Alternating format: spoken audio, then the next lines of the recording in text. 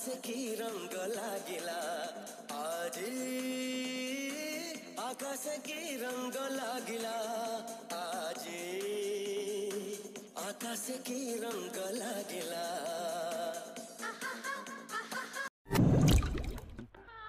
বিছানায় রক্ত ছোপ ছোপ দাগ। ভাবতেই অবাক লাগছে, এমন ফুলের মতো মেয়েটা কিছুক্ষণ আগে নিজের ভালোবাসা মানুষটার কাছে ধর্ষণের শিকার হয়েছে। আচ্ছা, মানুষটার কি একটু বিশ্বাস ছিল না আয়নার উপর? আয়না তো নিজের অতীতকে ভুলে আরুষের সাথে নতুনভাবে ঘর বাঁধতে চেয়েছিল। এটাই কি তবে ছিল আরুষের ভালোবাসা? যন্ত্রণা আর সহ্য করতে পারছে না আয়না। আবারও জ্ঞান হারায় সে, আর ভাবতে থাকে 1 বছর আগে সেই কাজিনের বার্থডে অনুষ্ঠানের কথা, যেদিন আরুষ প্রথম তার জীবনে এসেছিল। 1 বছর আগে। আজ আয়নার কাজিন শুক্তিয়াপুর জন্মদিন। বেশ বড় করেই করা হবে অনুষ্ঠানটি। আয়না ও তার মা বাবা অনিন্ত আদ্রিজাকেও ইনভাইট করা হয়েছে। কিছুক্ষণ আগেই এখানে এসে পৌঁছেছে তারা। আয়না আফ্রিদি মায়া, অনিন্ত আর আদ্রিজার একমাত্র আদরের মেয়ে। এবার ইন্টার ফার্স্ট ইয়ারে পড়ে। খুবই সাধারণের মাঝে অসাধারণ একটা মেয়ে, দেখতে পরীর মতো। গায়ের রং ফর্সা, লম্বা 5 ফিট 6। নামের সাথে তার চেহারারও মিল রয়েছে। এই জন্য লাইফে কম প্রপোজাল পায়নি সে, কিন্তু সবাইকে রিজেক্ট করে দিয়েছে, কারণ পড়াশোনা ছেড়ে অন্য কিছু ভাবতে চায় না সে। অনুষ্ঠানটি এত বড় করে করারও একটা কারণ আছে। আজ আয়নার দুলাভাই মানে শুক্তির হাজবেন্ড ফাহাদের এক স্পেশাল ফ্রেন্ডকে অনুষ্ঠানে ইনভাইট করেছে।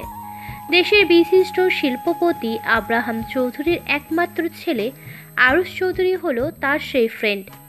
গতকালই আমেরিকা থেকে বিজনেস রিলেটেড কাজ শেষ করে বাংলাদেশে ব্যাক করেছে সে। ফাহাদ তার খুব ভালো ফ্রেন্ড বলে তার কথা ফেলতে পারেনি আরুষ, নয়তো যেখানে সেখানে পার্টিতে সে যায় না। তার মতো ইয়াং বিজনেসম্যানকে সব জায়গায় যেতে হয় না। এমনিতেই 24 ঘন্টা সাংবাদিক তার পিছিয়ে লেগে থাকে। তাই আজ কাউকে না জানিয়ে গোপনে স্পেশাল ড্রেস পরে এই অনুষ্ঠানে এসেছে সে। Arush Chowdhury, the famous businessman of Bangladesh. বেশিরভাগ সময় দেশের বাইরেই থাকে সে। টাকা পয়সার কোনো কমতি নেই। দেখতে মাশাআল্লাহ। গায়ের রং উজ্জ্বল শ্যামলা, লম্বা 6 ফুট 2। তার চোখে রয়েছে অসম্ভব মায়া। মেয়েরা আরুষ বলতে পাগল, কিন্তু আরুষ তাদের কাউকেই পাত্তা দেয় না। থ্যাঙ্কস দোস্ত, এত ব্যস্ততার মধ্যেও তুই সময় বের করে এসেছিস। একটা চড় দিব, থ্যাঙ্কস বেরিয়ে যাবে। তুই একটুও বদলালি না। কেন? কোন সংবিধানে লেখা আছে যে বিজনেসম্যান হলে ছোটকালের বেস্টুকে ভুলে যেতে হয়? হয়েছে, থাম এবার। আর বিয়ে ঠিকই করবি না নাকি? এত মেয়ে তোর পেছনে ঘুরে, কাউকে তো চয়েস কর। আসলে আমি হলাম একটা সাইকো লাভার। আমার ভালোবাসা অনেক ভয়ঙ্কর। কোনো মেয়ের তা পাওয়ার যোগ্যতা হয়নি। আর যদি কাউকে ভালোবেসে ফেলিস তখন কি করবি? জোর করে হলেও বিয়ে করে ফেলবো। পাগলের মতো ভালোবাসবো। সে হবে শুধু আমার। কেউ আমাদের মাঝে আসলে তাকে শেষ করে দিব। দোহাই লাগে তোর, আমার অনুষ্ঠানে এসে আবার আমার কোনো রিলেটিভের প্রেমে পড়িস না। বেচারির লাইফ শেষ তোর মতো সাইকোর জন্য। এই ভালোবাসা পেতেও ভাগ্য লাগে। ভাগ্য। আচ্ছা, আমার একটা কল করার আছে। আমি একটু বাগানের দিক থেকে গেলাম। আচ্ছা যা, তা হয়। আমারও একটু কাজ আছে, দেখি সব ঠিকঠাক আছে কিনা। এর মাঝে আরুষ ফোনে কথা বলতে বলতে বাগানের দিকটায় গেল। এর মাঝে একটা মেয়েকে দেখে তার চোখ আটকে যায়। বাগানের ঠিক মাঝ বরাবর একটা দোলনা রাখা আছে, যেখানে কোমর পর্যন্ত লম্বা চুল ছাড়া দিয়ে একটা মেয়ে দৌড় খাচ্ছে। হালকা বাতাসে তার চুলগুলো উড়ছে। অপরূপ মায়া আছে তার কাছে, যা আরুষকে কাছে টানছে। আয়ানার আসলে পার্টিতে বোর লাগছিল, তাই সে বাগানে ফ্রেশ এয়ারের জন্য আসে। আর তখনই আরুষ তাকে দেখে প্রেমে পড়ে যায়। এমন কেন লাগছে আমার? আরুষ চৌধুরী কি এই মেয়ের প্রেমে পড়ে গেল নাকি? হবে হয়তো, নয়তো এমন কেন লাগছে? I fall in love. Arush বুঝতে পারল সে আয়ানাকে ভালোবেসে ফেলেছে, বলা যেতে পারে লাভ অ্যাট ফার্স্ট সাইট। কিন্তু হঠাৎ তার ভালোবাসার রাগের রূপ নিল। একটা ছেলে দেখলো আয়নার সাথে হেসে হেসে কথা বলছে, তা দেখে আরুষের মাথা ঠিক থাকলো না। কিছুক্ষণ পর একটা রহস্যময় হাসি দিয়ে সে সেখান থেকে চলে গেল। যাওয়ার আগে সে বলতে লাগলো, এর ফল তোমাকে ভোগ করতেই হবে মাই লাভ। এদিকে আয়না আসলে যে ছেলের সাথে কথা বলছিল সে আসলে আয়নার আরেক কাজিন, নাম আশিস। হাই মেমার যাওয়া, হায় না, তোর প্রেমে তো আমি ঘায়াল হয়ে গেছি। ইদানি খুব মজা করো কিন্তু তুমি আশিস ভাইয়া। আশিস আয়নাকে ভালোবাসে, কিন্তু আয়না বুঝতে চায় না। সে সবসময় মজা মনে করে হেসে উড়িয়ে দেয়। এই তোকে না বলছি কখন আমাকে ভাইয়া ডাকবি না, আমাকে নাম ধরে ডাকবি, নয়তো অন্য কিছু ডাকবি, মনে থাকে যেন। ঠিক আছে, মামার ছেলে। মামার ছেলে মানে? তুমি তো বললা ভাই ডাকতে না, তাই আজ থেকে তোমাকে আমি মামার ছেলেই বলে ডাকবো। এ কথা বলেই আয়না দিল এক দৌড়। আশিস সেখানেই ঠাই মেরে দাঁড়িয়ে রইল আর মুচকি মুচকি হাসি দিয়ে বলল, একদিন ঠিক তুই আমার ভালোবাসা বুঝবি। এইদিকে আয়ানাকে ফাহাদ বলছে গেস্ট রুমে কেক রাখা আছে, সেখান থেকে কেকটা নিয়ে আসতে। কেক কাটার সময় হয়ে গেছে, কিন্তু আয়ানা গেস্ট রুমে গিয়ে দেখে সেখানে লাইট অফ। কেউ আছেন এখানে? আয়ানা ভাবলো এটা তার মনের ভুল, তাই সে লাইটটা জ্বালিয়ে কেক খুঁজতে লাগলো। আর তখনই আয়নার পিছন থেকে আরুষ এসে আয়নার মুখ চেপে তার দিকে ফিরিয়ে নিল। আয়না চেয়েও চিৎকার করতে পারছে না। আর আরুষের চোখের সামনে ওই ছেলেটার সাথে আয়নার হেসে হেসে কথা বলার দৃশ্য ভেসে উঠল। নিজের রাগকে কন্ট্রোল করতে না পেরে সে আয়নার ঠোঁটজোড়া নিজের আয়ত্তে নিয়ে নিল। একে লিপ কিস না বলে কামড়ানো বললেই বেশ ভালো হতো। আরুষ খুব খারাপভাবে আয়নার কোমর স্পর্শ করতে আর ঠোঁটের উপর অত্যাচার চালাচ্ছে। অন্ধকারে আয়না তার সাথে এমন অসভ্যতামি করা লোকটার চেহারাও দেখতে পারছে না। অনেক ছোটাছুটি করার পর আর না পেরে আয়না ঠুকরে ঠুকরে কান্না করতে লাগলো। আর তখনই আরুষের হুঁশ আসে যে সে এতক্ষণ কি করছিল। নিজের কাজের জন্য নিজের কাছে নিজেকে এখন ছোট মনে হচ্ছে আরুষের। রাগের মাথায় সে যা করে বসলো তা যদি আয়না জানতে পারে যে এটা আরুষের কাজ, সে তো কোনোদিনও আরুষকে ভালোই বাসবে না। এইসব ভেবে আরুষ আয়নাকে ছেড়ে দিল, আর সাথে সাথে আয়না দৌড়ে সে রুম থেকে বের হয়ে গেল। পার্টিতে সবাই খুব আনন্দ করছে, কিন্তু সবার মাঝে যে সবচেয়ে বেশি এক্সাইটেড ছিল এই পার্টি নিয়ে সেই এখন চুপচাপ। আয়ানা কিছুতেই পার্টিতে নিজের অ্যাটেনশন দিতে পারছে না। ওর মাথায় বারবার শুধু ওই রুমের কথাই ঘুরপাক খাচ্ছে। ফ্ল্যাশব্যাক। তখন সেই অচেনা লোকটি আয়নাকে ছেড়ে দিতে সে দৌড়ে বাহিরে চলে আসে আর ধাক্কা খায় ফাহাদের সাথে। আরে সালিকা, কি হলো আবার? তোমাকে এমন কেন লাগছে? ভাইয়া, ওই রুমে কে যেন আছে। মানে তোমাকে না আমি কেক কিনতে পাঠিয়েছি? ওখানে তো কেউ নেই। আচ্ছা চলো গিয়ে দেখি। আয়না ফাহাদকে নিয়ে সেই রুমে চলে গেল, কিন্তু আশ্চর্য, সেখানে কেউ ছিল না। দেখলে, এখানে কেউ নেই। হয়তো সারাদিন অনেক শোকরোলের ভেতরে ছিলে তো, তাই হয়তো হাল শোনাচ্ছে। হবে হয়তো। আচ্ছা, ওই কেকটা নিয়ে চলুন। আচ্ছা, সবাই ওয়েট করছে। ফাহাদ কেক নিয়ে নিচে যাচ্ছিল। আয়নার দিকে তাকিয়ে থেমে গেল, কারণ আয়নার ঠোঁটের কোণ দিয়ে রক্ত বের হচ্ছে, অনেকটা কেউ কামড় দিলে যেমন হয়। সালিকা, তোমার ঠোঁটে কি হয়েছে? এমন কেটে গেল কিভাবে? না, মানে পড়ে গিয়েছিলাম তো তাই।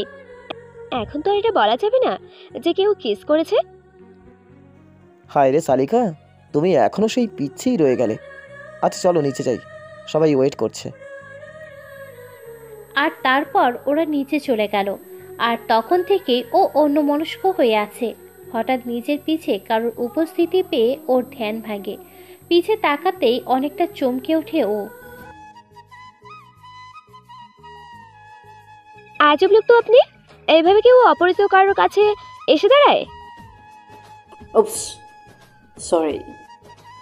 I am so sorry. আসলে আমি কিছুটা স্টেজের ভিতরে ছিলাম, তাই আপনার সাথে এইভাবে বিহেভ করে ফেলেছি। It's okay. আপনি বোধহয় ফাহাদের শালিকা, রাইট? জি, কিন্তু আপনাকে তো ঠিক আমি চিনলাম না। ফারাদ ভাই আর কম বেশি সকল আত্মীয়দের তো আমি চিনি। হুম, আসলে আমি ফাহাদের ফ্রেন্ড। এতদিন আউট অফ কান্ট্রি ছিলাম। কি? তার মানে আপনি কি the famous businessman and top modeller mister Arush Chowdhury? হ্যাঁ, আমি আরুষ। এই যা, এইটা আমি কি করলাম? এনার মতো একজন লোকের সাথে মিসবিহেভ করলাম। আপনি দাঁড়ান, আমি একটু আসছি। এ কথা বলে আয়না এখান থেকে কেটে পড়তে নিল। আরুষ বুঝতে পেরে একটা মুচকি হাসি দিয়ে বলল, তোমার ওই দুষ্টু মিষ্টি পাগলামি যে বারবার আমাকে ঘায়েল করে, তোমার কাছে টানে, কি করে সামলাবো আমি নিজেকে? তারপর অনুষ্ঠানের মূল পর্যায়ে চলে আসে। সবাই একসাথে সুপ্তিকে উইশ করে, কেক কাটে, সবাইকে কেকের পিস একটু একটু করে খাইয়ে দেয়। তারপর গিফটের পালা। সবাই গিফট দিয়ে সুপ্তির রুম একদম ভরে ফেলেছে। এরপর সবাই আরও রাত পর্যন্ত আনন্দ করে বাড়ি চলে গেল। আর আরুষকে ফাহাদ অনেক রিকোয়েস্ট করেছিল আজ রাতটা থাকার জন্য, কিন্তু আরুষ কিছুতেই রাজি হয় না, কারণ আজ যে তার খুব দরকারি একটা কাজ রয়েছে। ফাঁকা একটা রুমে হাত পা বাঁধা অবস্থায় পড়ে আছে আশিস। কপাল ফেটে রক্ত গড়িয়ে পড়ছে। একটু আগে কিছু লোক বাড়ি ফেরার পথে আশিসকে উঠিয়ে এই বন্ধ ফ্যাক্টরিতে নিয়ে আসে। তারপর অনেক মারধর করে এই চেয়ারে বেঁধে রাখে। আশিস বারবার জিজ্ঞাসা করছিল তারা কারা, আর আশিসের সাথে তারা কিসের শত্রু, কিন্তু সবাই শুধু বলেছে তাদের বস এসে আশিসকে সকল প্রশ্নের উত্তর দেবে। এর মাঝেই সেখানে আরুষ চলে আসে। তো কেমন লাগছে মিস্টার আশিস? খুব তো শখ ছিল আমার জান পাখির সাথে প্রীতির আলাপ করার। কে আপনি? আর আমি আপনার কোন জান পাখির সাথে কি করছি? অন্ধকার থাকায় আরুষের চেহারা দেখা যাচ্ছে না। কুত্তার বাচ্চা, এখন তুই নাটক করছিস? নাটক? শোন আয়না, শোন। আয়না আমার জান, আমার কলিজা। আয়নাকে শুধু আমি ভালোবাসবো, আমি। প্লিজ আমাকে যেতে দিন।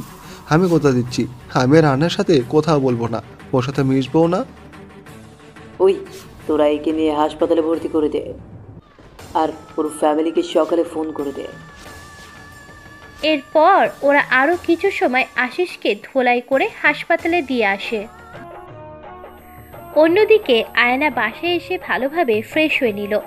রাতে শুয়ে শুয়ে ভাবছে যে ওই রুমের ওটা কে ছিল। সে যদি চরিত্রহীন হতো তবে আমায় আর বাহিরে আসতে দিত না, কিন্তু সে তো ভালো লোকও নয়, আমার ঠোঁট দুটো ফুলিয়ে দিয়েছে। যাই হোক, এইসব ভাবতে ভাবতে সে ঘুমিয়ে গেল। সকালে আবার ভার্সিটি যেতে হবে। আয়নার বেলকনির দরজা খোলা ছিল, তা দিয়েই আরুষ ভিতরে চলে আসে। বিনা চোখের পলকে এক দৃষ্টিতে তাকিয়েছে সে। আয়নাকে ঘুমের মাঝে পুরো বাচ্চা বাচ্চা লাগছে। আরুষ একটা মুচকি হাসি দিয়ে আয়নার কপালে একটা কিস করলো। এতে আয়না ঘুমের মাঝে হালকা কেঁপে উঠল। আরুষ আরও একটা চুমু খেয়ে সে রাতের মতো বাসায় চলে আসলো। পরের দিন ভার্সিটিতে। আজ ভার্সিটিটা কেমন জানি উৎসব উৎসব। আয়না পরে তার বেস্ট ফ্রেন্ড মাহির কাছ থেকে জানতে পারে আগামীকাল নাকি ভার্সিটিতে নবীনবরণ, তাই এখন থেকে সবকিছু রেডি করা হচ্ছে। এইবার অনুষ্ঠানটা এত বড় করে কেন হচ্ছে রে? কারণ আগামীকাল আমার ক্রাশ আসবে স্পেশাল গেস্ট হিসাবে। মানে কে আসবে? ভার্সিটির সব মেয়ের crush, the famous businessman Arush. কি, আরুষ আসবে? জানিস আমি খুব এক্সাইটেড। কাল খুব সুন্দর করে সেজে আসবো। তুই আসবি কিন্তু। কি জানি, আমার আবার কোনো ক্রাশের উপর ইন্টারেস্ট নেই। হ্যাঁ, তা তো জানি তুই কত নিরামিষ। বাইরে রাস্তা, কাল কিন্তু শাড়ি পরে আসবি। সকলের ড্রেস কোড শাড়ি। ওকে, পড়বেন। চল এখন ক্লাসে যাই। এমনিতেই কেন জানি মনে হচ্ছে কেউ আমাকে ফলো করছে। বাল। আয়ানা তো আর জানে না আরুষ এখন থেকে 24 ঘন্টা ওকে ফলো করবে। তারপর ওরা ভালোভাবে ক্লাস করে বাসায় ফিরে আসলো। নবীন বরণের দিন সকালে। আজ কলেজ খুব সুন্দর করেই সাজানো হয়েছে। এত বড় একজন গেস্ট আসবে বলে কথা, আর ছেলে মেয়েরাও পরিপাটি হয়ে সেজে গুজে এসেছে। সব মেয়েরাই শাড়ি পরেছে, শুধু কিছু নবাবজাদি মানে বড়লোক বাবার বিগড়ে যাওয়া মেয়েরা বাদে, আর ছেলেরা পরেছে পাঞ্জাবি। সকাল 10টার দিকে অনুষ্ঠান শুরু হবে। আয়না ও মাহি একটু আগে এসেছে, কারণ অনুষ্ঠানের উপস্থাপিকা হিসাবে আয়নার উপর দায়িত্ব পড়েছে। পাশাপাশি মাহিও একটু হেল্প করবে। আজ আয়না একটা নীল রঙের শাড়ি পরেছে, খুব সুন্দর করে কুচি দিয়ে পিঠ ও পেট বের করে, কারণ মাহিও এইভাবে স্টাইল করে ওয়েস্টার্ন শাড়ি পরেছে। মাহি আয়ানাকে জোর করে এইভাবে শাড়ি পরেছে। আয়ানা কানে বড় বড় ঝুমকো পরেছে, গলায় একটা নেকলেস, চুলগুলো খোপা করা, খোপায় বেলি ফুলের মালা পরানো, মুখে হালকা মেকআপ ও ঠোঁটে কারো লিপস্টিক।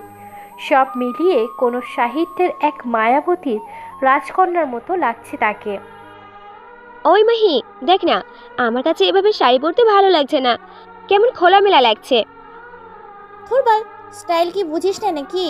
তুই ফর্সা মানুষ, তোকে এইভাবেই সুন্দর লাগছে। দেখ গিয়ে আজ কয়টা প্রপোজ পাস? ঘরে ডিম পাবো। আচ্ছা, কথা বাদ দিয়ে এই স্ক্রিপ্টটা একবার রিভাইজ দে, এখনই সবাই চলে এসেছে। হ্যাঁ, আর আমার ক্রাশও চলে এসেছে। দেখ গেট দিয়ে কত বড় একটা গাড়ি ঢুকছে, আর সব মেয়েরা কিভাবে ঘিরে ধরেছে তাকে। মাহির কথা শুনে আয়নাও গাড়ির দিকে তাকায়।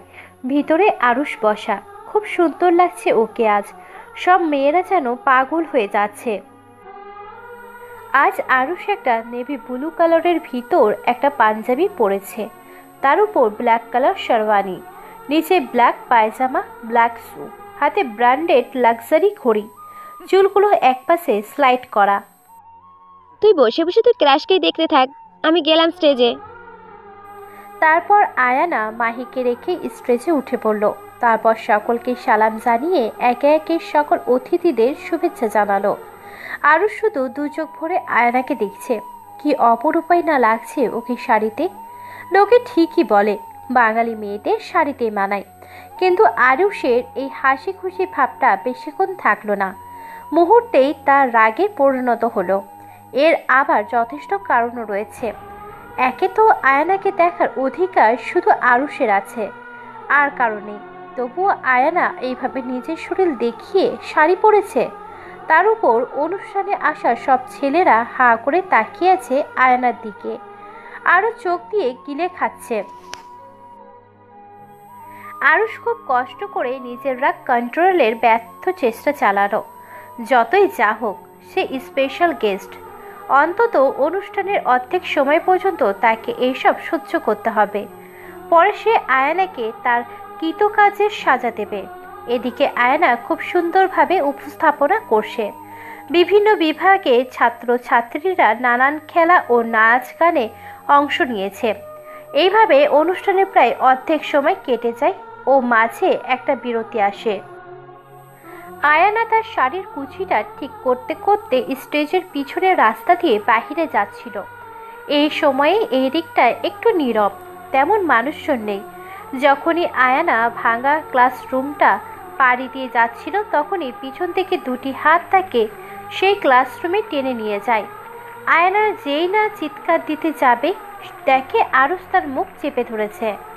আয়ানা ভীষণ অবাক হয় আরুষের এই ব্যবহারে, আবার আরুষের রাগে চেহারা দেখে ভয়ও পেয়ে যায়। কি সমস্যা তোমার? নিজের শরীর দেখানোর খুব শখ, তাই না? মানে? এখন তুই বাচ্চা হয়ে গেছিস। কি দরকার ছিল এভাবে শাড়ি পরে আসার? তোর উপর শুধু আমার অধিকার আছে, আর কারো না, বুঝছিস? মানে এসব কি বলছেন আপনি? আমার উপর কিসের অধিকার আপনার? খুব টাকা আছে বলে কি যাত্রার সাথে অসভ্যতামি করার লাইসেন্স পেয়ে গেছেন নাকি? আমার আর কাউকে চায় না, শুধু তোকে চাই। তুই শুধু আমার। আমি তোকে। কি আমাকে বলুন কি? আমার তো মনে হচ্ছে ওই দিন পার্টিতে আপনি আমাকে বাজেভাবে স্পর্শ করতে চেয়েছিলেন। হ্যাঁ, ঠিক বলেছিস, ওটা আমিই ছিলাম। আর আমি এমন কেন করেছিলাম জানিস? কারণ তুই একটা ছেলের সাথে হেসে হেসে কথা বলছিলি, খুব আলগাবেরি দেখাচ্ছিলি। ছি, আপনি এত খারাপ ভাবতে পারিনি। আপনার মন মানসিকতা খুব নীচ। ও আচ্ছা, আমার এই ব্যবহারে আমি খারাপ? আর তুই যে নিজের শরীর দেখিয়ে বেড়াচ্ছিস, তার মানে কি তুই একটা পতিতা? প্লিজ প্লিজ আরুষ, থামুন। আপনার এই কথাগুলো আমি জাস্ট নিতে পারছি না। কেন? তুই তো আমার খারাপ রূপটা দেখতে চাইলি, এবার দেখ। খুব শখ না তোর খুলে খুলে চলাফেরা করার? তোর ইচ্ছাটা আমি পূরণ করে দিচ্ছি। এ কথা বলে একটা হ্যাচকা টান দিয়ে আরুষ আয়নার পুরো শাড়িটা খুলে ফেলে। প্লিজ আরুষ, থামুন। আপনার এই কথাগুলো আমি জাস্ট নিতে পারছি না। কেন? তুই তো আমার খারাপ রূপটা দেখতে চাইলি, এবার দেখ। খুব শখ না তোর খুলে খুলে চলাফেরা করার? তোর ইচ্ছাটা আমি পূরণ করে দিচ্ছি। এ কথা বলে একটা হ্যাচকা টান দিয়ে আরুষ আয়নার পুরো শাড়িটা খুলে ফেলে। আর আয়নার ফর্সা শরীরটা খুব বাজেভাবে দেখা যাচ্ছে। কিন্তু আরুষের বাকি ছেলেদের মতো সেদিকে কোনো নেশা নেই। সে তো শুধু আয়নাকে শাস্তি দিতে চেয়েছিল, কিন্তু আয়নার কান্নায় আরুষের রাগ ভাঙে। সে আয়নার কাছে গিয়ে চুপ করে বসে পড়ে। আয়না নিজের দুহাত দিয়ে শরীর জড়িয়ে কান্না করছে খুব। আয়নার কান্না দেখে আরুষের বুকটা ভেঙে টুকরো টুকরো হয়ে যাচ্ছে। আরুষ আয়নার কাছে আসতে নিলে আয়না ভয়ে কাচুমাচু হয়ে যায়, কারণ সে মনে করছিল আরুষ তার সাথে খারাপ কিছু করবে। কিন্তু আরুষ তাকে অবাক করে দিয়ে শাড়ির আঁচলটা আয়নার বুকের উপর পেঁচিয়ে দিল আর নিজের হাত দুটো আয়নার গালের উপর রাখে আর অনেকটা ইমোশনাল হয়ে বলতে লাগে, আমি জানি আমি যা করেছি তাতে তোমার কাছে আমি পৃথিবীর সবচেয়ে নিকৃষ্ট ব্যক্তি, কিন্তু বিশ্বাস করো আমি চরিত্রহীন নই। আমি তোমাকে খুব ভালোবাসি আয়না, কিন্তু বাকি 8-10টা মানুষের মতো নিজের ভালোবাসার মানুষের সামনে ভালোবাসা মনের কথাগুলো বলতে পারি না। জানো কেন? 8 বছর বয়সে আমার মা মারা যায়। বাবা তখন আর একটা বিয়ে করে অন্য দেশে চলে যায়, আমার নামে সব সম্পত্তি লিখে দিয়ে। কিন্তু টাকায় কি মানুষকে সুখ দিতে পারে বলো? যে বয়সে সন্তানরা মায়ের আঁচলের ছায়া বড় হয়, সে বয়সে আমি অনাথ হয়ে গেছি। আমার দাদা আমাকে দেখাশোনা শুরু করে। সবেমাত্র কলেজের গণ্ডি পেরোতেই আমার দাদাও আমাকে ছেড়ে চলে যায়। যে বয়সে ছেলেরা জেফ নিয়ে ব্যস্ত থাকে, সেই বয়সে পড়াশোনার পাশাপাশি আমাকে বিজনেস সামলাতে হয়। নিজের একাকিত্ব দূর করার জন্য সবসময় নিজেকে কাজের মাঝে ডুবিয়ে রাখতাম। সময় পেলে ড্রিঙ্কস করে অবসর কাটাতাম। সুন্দর রূপের জন্য অনেক মেয়েরাই আমার জন্য পাগল, কিন্তু আমি তা দিয়ে কী করব? সত্যি ভালোবাসা পাওয়ার লোভ আমাকে ছিঁড়ে ছিঁড়ে খাচ্ছিল। আয়না নিজের অজান্তেই চোখ থেকে পানি গড়িয়ে পড়তে লাগলো।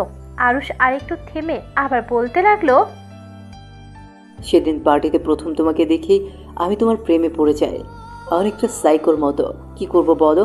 মা বাবার কাছ থেকে তো কখনো শিক্ষা পাইনি, তাই তোমার ভালোবাসায় আমি পাগল হয়ে গেছিলাম।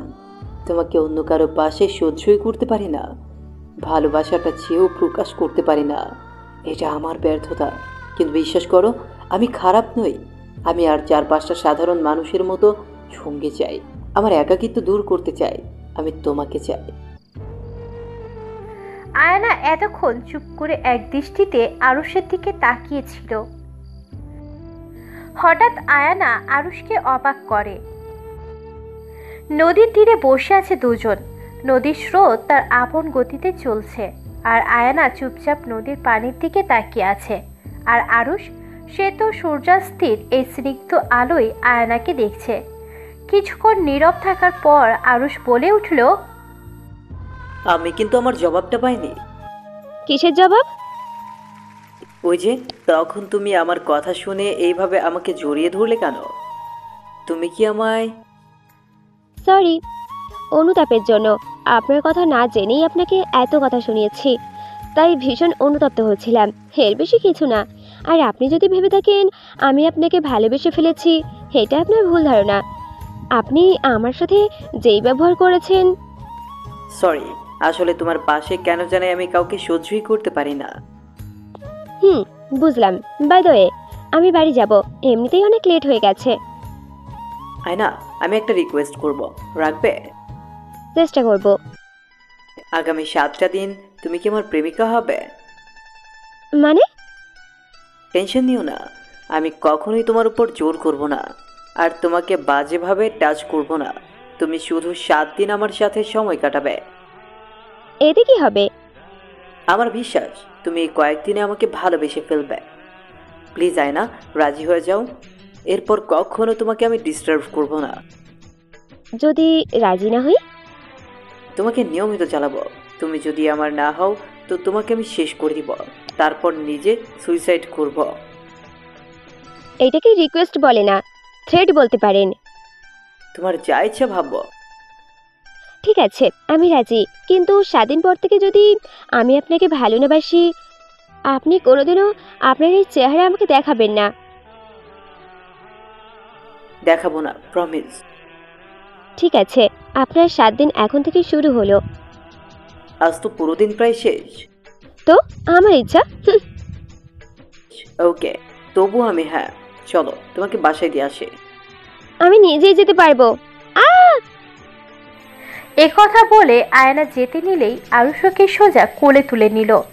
আয়না অনেক নড়াচড়া করলেও আরুষকে নামায়নি, একদম সোজা ওর BMW গাড়িতে নিয়ে বসালো। আরুষ একটা মুচকি হাসি দিয়ে আয়নাকে বাসায় তুমি এখন আমার গো, তাই আমি যেভাবে বলবো সেভাবেই চলবে। আরুষ একটা মুচকি হাসি দিয়ে আয়নাকে বাসায় পৌঁছে দিল। In the night. আয়না বারান্দায় বসে বসে ধোয়া ওঠা গরম কফি খাচ্ছে আর আরুষের কথা ভাবছে। সত্যি ছেলেটা ওর লাইফে অনেক বেশি স্ট্রাগল করেছে, তাই হয়তো এতটা জিদ্দি। কিন্তু একটা কথা মানতে হবে, আরুষের ব্যবহৃত রাস্তাটা ভুল হলেও ভালোবাসাটা সত্য। কিন্তু কেন জানি আয়না নিজের থেকে চেয়েও আরুষের মতো একটা ছেলেকে নিজের বিয়ে মানতে পারছে না। সব মেয়েদের স্বপ্ন আরুষের মতো একটা কিউট রোম্যান্টিক বিয়ে থাকুক, যে কিনা তাকে সাইকোর মতো ভালোবাসবে। কিন্তু আয়না এমন কাউকে পেয়েও তো হঠাৎ ও খেয়াল করলো ওর পিছে কেউ দাঁড়িয়ে আছে। আয় চুপ। আপনি এত রাতে এখানে কেন? নিজের গফকে দেখতে আসলাম। যান এখান থেকে, আমু দেখলে আমি শেষ। তার আগে এটা ধরো। এত চকলেট কেন? কারণ আমি জানি তুমি চকলেট কত লাইক করো, তাই আনলাম। এটা রাখো, আমি চলে যাব পাক্কা। দিন, রাখছি। হ্যাপি, এবার চলে যান। আরুষ যেতে নিয়ে হুট করে আয়নার কাছে চলে আসলো, কপালে একটা চুমো দিয়ে দিল এক লাফ। আসলে নিচে আরুষ আগে থেকে সব রেডি করে রেখেছিল, যেন পড়ে না যায়। পাগল। আরুষ যেতে যেতে বলতে লাগলো, হাসি তো ফাঁসি। আয়না অবশ্য ওর কথা বুঝতে পারেনি। The next day. কলেজে ঢুকেই যে আয়নাকে এমন একটা পরিস্থিতিতে পড়তে হবে ভাবতে পারেনি। এত কম সময়ে এত সুন্দর করে ভার্সিটি এসেই এত বড় সারপ্রাইজ পাবে তা কখনোই ভাবতে পারেনি আয়না। আরুষ মাত্র এক রাতে এত অ্যারেঞ্জমেন্ট কিভাবে করলো? কলেজের গেটটা খুব সুন্দর করে লাভ বেলুন দিয়ে ভরা, তার মাঝে লেখা আরুষ লাভ আয়না। আয়না এসব দেখে মুখে রাগী ভাব রাখলেও মনে মনে ভীষণ হ্যাপি। তারপর গেট খুলে কলেজে ঢুকতেই আর এক সারপ্রাইজ। অনেকগুলো মেয়ে সিরিয়ালে দাঁড়িয়ে আছে, সবার হাতে একটা করে গোলাপ, আর তার সাথে একটা করে লাভ বেলুন, আর প্রত্যেকটা বেলুনে আয়নার ছোটবেলার আলাদা আলাদা ছবি। আয়না অবাক চোখে দেখছে ছবিগুলোকে। এই ছবি তো আয়নার ছোট থেকে বড় হওয়ার স্মৃতিগুলোকে তাজা করে দিচ্ছে, কিন্তু এত সুন্দর করে ছোটবেলার ছবিগুলো আরুষ পেল কোথায়? যাই হোক, আয়নার সামনে এগোচ্ছে আর সবাই ওকে তাদের হাতের বেলুনগুলো ছবিগুলো দিচ্ছে। তারপর আয়না হ্যাপি মুডে সেই বেলুনগুলো নিয়ে ক্লাসে চলে গেল। ক্লাসে যেতেই মাহি ওকে ঘিরে ধরল। কি রে, তোর হাতে এগুলো কি? মুড়ি খাবি? দিমু না। আমারে কি তোর অন্ধ মনে হয়? এগুলা লাভ বেলুন, নিশ্চিত দুলাভাই দিয়েছে। সব যেহেতু জানিস তা জিজ্ঞেস করছিস কেন? এক সেকেন্ড, তোর দুলাভাইকে? সবার ক্রাশ মিস্টার আরুষ। তুই সবসময় বেশি বুঝিস। ও তাই? তাহলে তুই ওর পাগলামি সহ্য কেন করছিস? ও আমাকে একটা শর্ত দিয়েছে। আচ্ছা এসব বাদ দে, তুই জানি আমাকে কি বলবি? আগে তুই আমার একটা কথা বলতো, তুই কি আরুষকে ভালোবাসতে পারবি কখনো? দেখ, ভালোবাসাটা হচ্ছে একটা অনুভূতি। কখনো কেউ জোর করে ভালোবাসে পায় না, আবার কখনো কখনো আপনা আপনি তা হয়ে যায়। ভালোবাসায় কোনো শর্ত থাকে না, কোনো স্বার্থ থাকে না। ভালোবাসায় থাকে শুধু ত্যাগ, শুধু স্যাক্রিফাইস। এখন আরুষকে আমি কখনো ভালোবাসবো কিনা জানি না। আচ্ছা তুই আমাকে কি বলবি বল? নিউজ পেয়েছিস? কিসের? কলেজের একটা নতুন স্যার এসেছে, সেই কিউট, আমারও ক্রাশ, নাম আবির। তুই কোনোদিনও শুধরালি না, শেষমেশ স্যারদেরও খেয়ে ছেড়ে দেওয়ার মতলব। শোন, আমি এখন লাইব্রেরি যাব, কিছু বই আনতে যাব। যাবি তুই? না রে, তোর মতো আমি বই প্রেমী না। আমি এখন দুলাভের রেডি করা মাগনা ফুচকা খেতে যাব।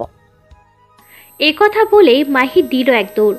আয়না বুঝতে পেরেছে যে আরুষ আশেপাশের সব ফুচকা ও রেস্টুরেন্টের আয়না ও তার ফ্রেন্ডদের জন্য বুক করে রেখেছে।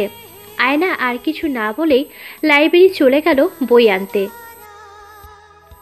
আয়না সিঁড়ি দিয়ে নিচে নেমে যেই না লাইব্রেরির দিকে পা বাড়াবে অমনি একটা ছেলের সাথে ধাক্কা খেয়ে নিচে পড়ে গেল।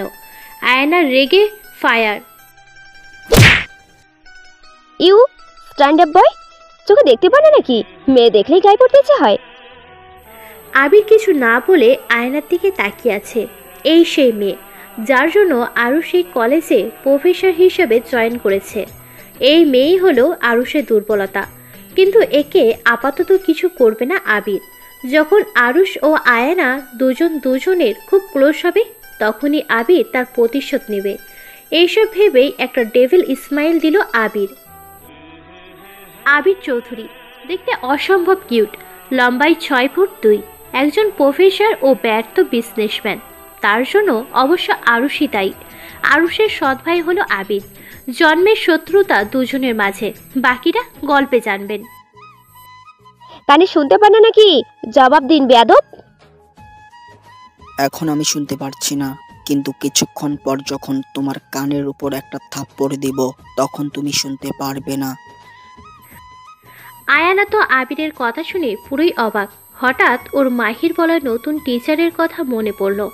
আয়ানা তো লজ্জায় শেষ। যদি এই সেই টিচার হয় তবে তো আয়ানাকে খারাপ ভাববে। এই কথা ভেবেই কাঁপা কাঁপা কণ্ঠে আয়না জিজ্ঞাসা করলো, কে আপনি? আর তখনই আবির আপাতত পুরো ক্লাসের সামনে কান ধরে দাঁড়িয়ে আছে আয়ানা। অবশ্য দোষটা তার, নিজেদের কলেজের নিউ প্রফেসরকে এইভাবে অপমান করেছে। জেনে করুক বা না জেনেই, কারোর সম্পর্কে না জেনেই বা এত অপমান করার কি দরকার? স্যার সরি, প্লিজ প্লিজ এবারের মতো ছেড়ে দিন। জীবনে আর কখনো কোনোদিনও অপমান করব না। সেটা আমাকে এত কিছু বলার আগে ভাবা উচিত ছিল। যাই হোক, অনেকক্ষণ দাঁড়িয়েছিলে, so now you can go. আবিরের বলতে দেরি নেই, এক দৌড়ে আয়ানা তার সিটে গিয়ে বসলো। তা দেখে সবার রিয়াকশন, কিরে, আমাকে এত বড় বড় করে লেকচার দিয়ে এখন নিজেই এটা কি করলে? দূর, টিকটিকি মারিস না। আমি যদি জানতাম সে আমার টিচার তবে মরে গেলেও এমন মিসবিহেভ করতাম না। এভরিবডি অ্যাটেনশন প্লিজ, সবাই আজ নিউ লেসন বের করো। তারপর যথারীতি ক্লাস করলো। সারাদিন ক্লাস করে বাসায় এসে আয়ানা একটা লম্বা শাওয়ার নিয়ে টাওয়াল পেঁচিয়ে বের হলো। আয়ানা দাঁড়িয়ে আছে আয়নার সামনে আর কথা বলছে নিজের সাথে নিজে। কি আছে তোর ভেতরে আয়ানা, যে এত মেয়ে থাকতে আয়ুষের মতো স্পেশাল কেউ তোকেই চয়েস করলো? আচ্ছা তুই বা তো কেন ভাবছিস আয়ুষকে নিয়ে? আবার প্রেমে টেমে পড়লি না তো? এসব ভাবতে ভাবতেই আনমনে হেসে উঠল আয়না। তখনই ওর ফোনটায় একটা মেসেজ আসলো। আননোন নাম্বার থেকে। আয়ানা মেসেজটা দেখে পুরোই শকড।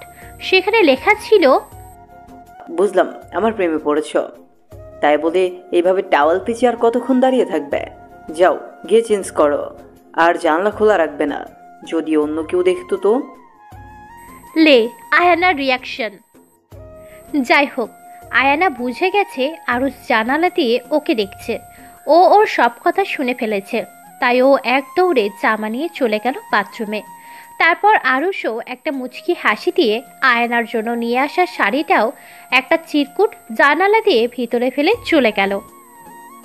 আয়না বের হয়ে দেখে ওর খাটের উপর একটা পার্সেল। ও সেটা খুলে দেখে ভিতরে খুব সুন্দর একটা গোলাপি শাড়ি আর একটা চিরকুট। সেখানে লেখা, গোলাপি রঙে তোমাকে দারুণ মানাবে। কাল 14ই ফেব্রুয়ারি, ভ্যালেন্টাইন্স ডে। আমার জন্য অবশ্যই তোমার সাথে কাটানো প্রতিটা দিনই সমান। তবুও কাল একটু শাড়িটা পরে সেজে বাড়ির সামনে এসো, তোমাকে নিয়ে একটা জায়গায় যাব। আয়ানা চিরকুটটা দেখে মুচকি হাসলো আর বলল যেন কাল সকালটা তাড়াতাড়ি চলে আসে। আজ সকালটাই যেন একটু অন্যরকম। আজ আয়ানা একদম সকালবেলায় ঘুম থেকে উঠে ফ্রেশ হয়েছে। আয়ানার মা জিজ্ঞাসা করেছিল যে আজ সে কোথায় যাবে। আয়ানা বলেছে সে মাহির কাছে যাচ্ছে অ্যাসাইনমেন্টের জন্য। আর শাড়ি ও মেকআপ আয়ানা তার ব্যাগের ভিতর ভরে নিয়েছে। প্রথম একটু খারাপ লাগছিল মিথ্যে বলার জন্য, কিন্তু পরে আয়ানা সময় নষ্ট না করে মাহিদের বাসায় চলে গেল। সেখানে শাড়ি পরে রেডি হয়ে থাকবে। আরুষ সেখান থেকে পিক করবে আয়ানাকে। যাওয়ার আগে আয়ানা আরুষের দেওয়া আর একটা চিরকুট খুলে পড়তে লাগলো। তোমার ওই কাজল কালো চোখ দুটি যে আমায় পাগল করে দিবে। ওই মায়াবী চোখের প্রেমে আমি অনেক আগেই পড়েছে, কাল আবার পড়তে চাই প্রিয়। আয়না আরুষের দেওয়া গোলাপি শাড়িটা পরেছে, হাত ভর্তি গোলাপি চুড়ি, চুলগুলো ছাড়া, কানে গোলাপি পাথরের দুল ও একপাশে কানে একটা গোলাপ দেওয়া। শাড়ির আঁচলটা একপাশে ফেলানো, পুরোই একটা ফ্লাওয়ার কুইন লাগছে। আরুষ মাহিদের বাড়ির সামনে আসলো। দেখে আয়না নিজেই যেন একটা লাল গোলাপ। গাড়ি থামিয়ে আরুষ হাঁ করে আয়নাকে দেখছে, যেন প্রায় আউট অফ কন্ট্রোল হয়ে যাবে। কিন্তু না, আরুষ তেমন কিছু করবে না, কারণ সে আয়নাকে কথা দিয়েছে। আরুষ কিছুক্ষণ তাকিয়ে থেকে গম্ভীর সুরে আয়নাকে বলল, গাড়িতে ওঠো। উঠবো? উঠতেই তো বললাম। কিছু বলবেন না? এমনি উঠবো? আজব তো, কি বলবো, ওঠো তুমি। আয়না কিছু না বলে রাগ দেখিয়ে উঠে পড়ল। সারা পথ আয়না মুখ ফুলিয়ে বসেছিল। ও আসলে আশাই ছিল আরুষ ওকে কিছু বলবে, ওর একটু প্রশংসা করবে, কিন্তু আরুষ তা না করায় আয়নার মুড অফ হয়ে গেছে। তার মানে আজকে আমাকে একটু সুন্দর লাগছে না, তাই হয়তো আরুষও কিছু বলছে না। আমাকে দেখতে খুব খারাপ দেখায়। আরুষ আয়নার ব্যাপারটা বুঝতে পেরে একটা টেরি স্মাইল দিল। নির্দিষ্ট জায়গায় এসে আরুষ আয়নার চোখে একটা রুমাল দিয়ে বেঁধে দিল। আয়নার একটু ভয় করছে।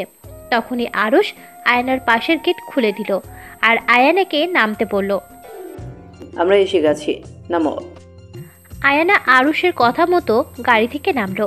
আরুষ সাথে সাথেই ওকে কোলে তুলে নিল। কিছু দূর হাঁটার পর আরুষ আয়নাকে নিচে নামিয়ে চোখ খুলে দিল। আয়না আস্তে আস্তে ওর চোখ দুটো মেলল। আয়না হাঁ করে তাকিয়ে আছে। এমনিতেই আজ আকাশ একটু মেঘলা।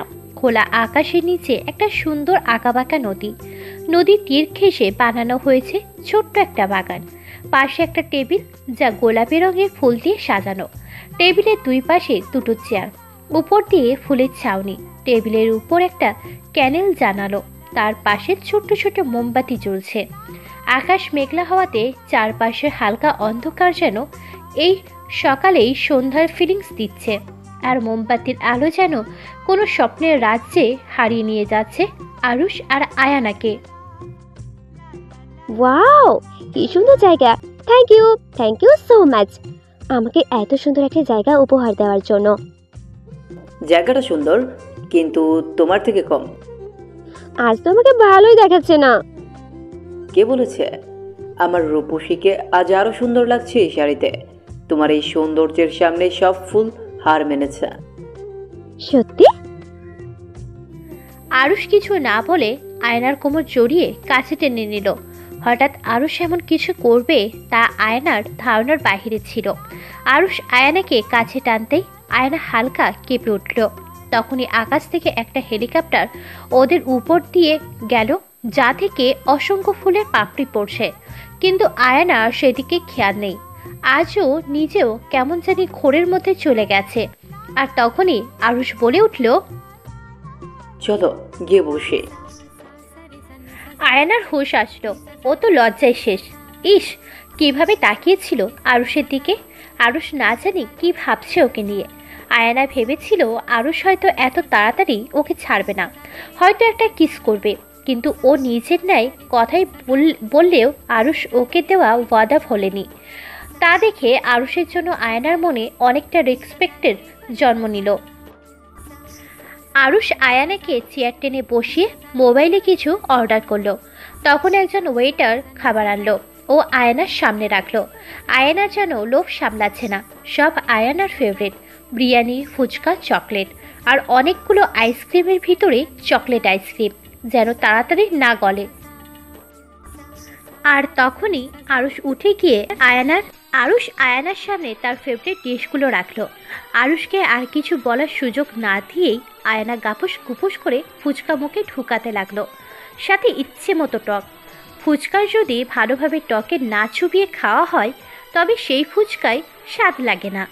আয়না ফুচকা পেয়ে ভুলে গিয়েছে যে সামনে কেউ বসে আছে। আরুষ তো আয়নার খাওয়া দেখে হাসবে না কাঁদবে তাই বুঝতে পারছে না। আরুষ আয়নাকে একটু লজ্জা দেওয়ার জন্য বলল, আস্তে খাও জান পাখি, তোমার খাবার কেউ খাবে না। আয়না আরুষের কথা শুনে লজ্জায় লাল টমেটো হয়ে গেছে। তারপরেও বাকি খাবারগুলো ভালো করে খেলেও টকটা আর ভদ্রভাবে খায়নি। এত বড় বাটির টক একাই সাফার করেছে। ব্যাপার কি, এত টক কেন খাচ্ছ? এমনিতেই খেতে ইচ্ছে হলো। বুঝছি। কি বুঝেছেন? ইহা গুড নিউজের লক্ষণ। আমি বাবা হতে চলেছি। আয়ানার তো আরুষের কথা শুনে কাশি উঠে গেছে। কি বলে এই ছেলে? 1 সপ্তাহ আগে জোর করে একটা কিস করেছে, তাতেও কেউ প্রেগনেন্ট হয় নাকি? আজব তো। আয়ানা তো রেগে ফায়ার। আরে রাগ কেন করছো? আমি তো মজা করছিলাম। আয়ানা আইসক্রিম খাচ্ছে, আর তখনই আরুষ আয়ানার খাওয়া আইসক্রিম খেতে লাগলো। আমারটা কেন খাইলেন? আর কত আইসক্রিম আছে তো।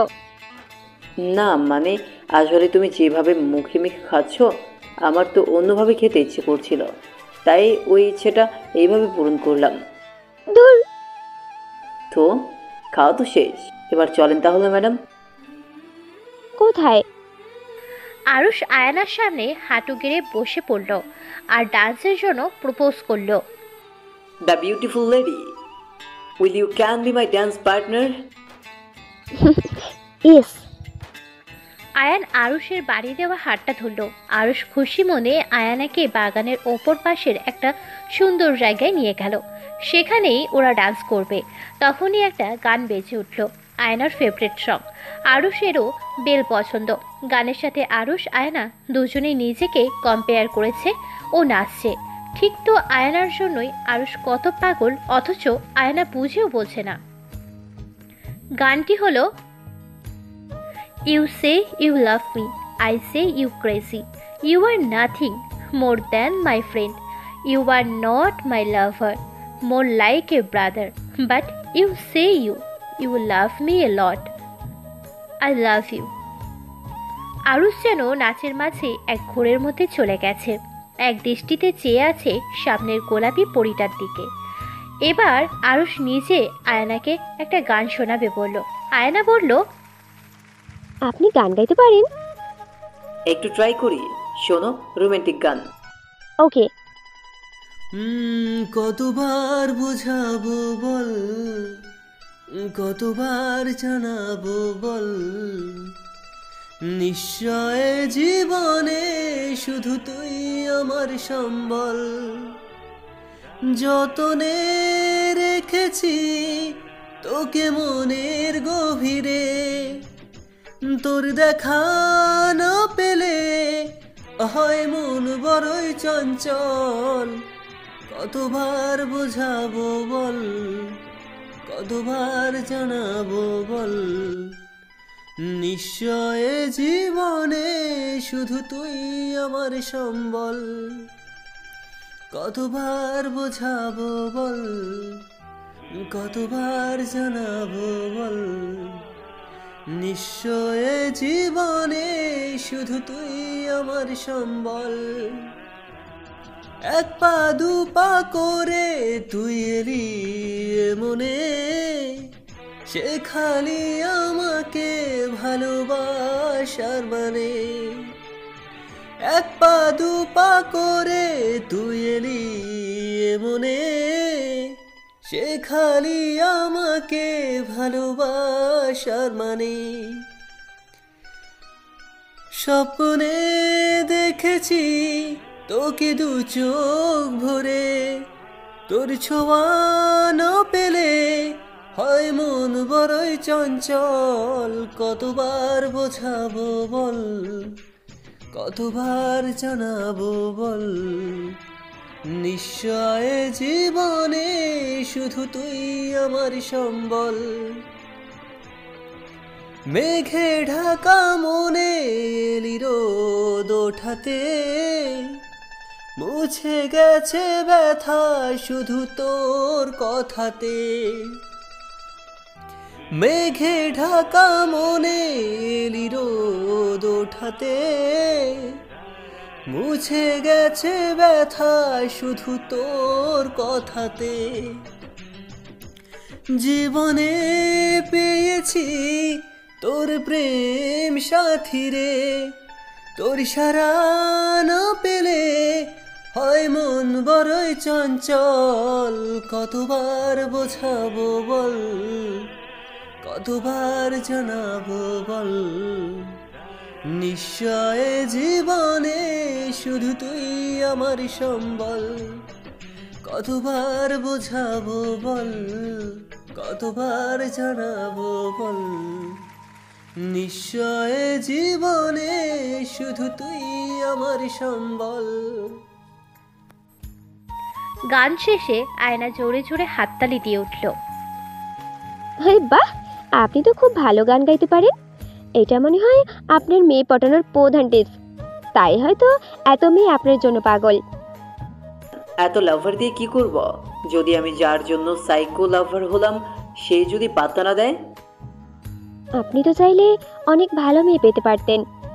আমারও এত ভালো মেয়ে চাই না, শুধু একজনকে চাই। আমারও একজন হলেই হবে।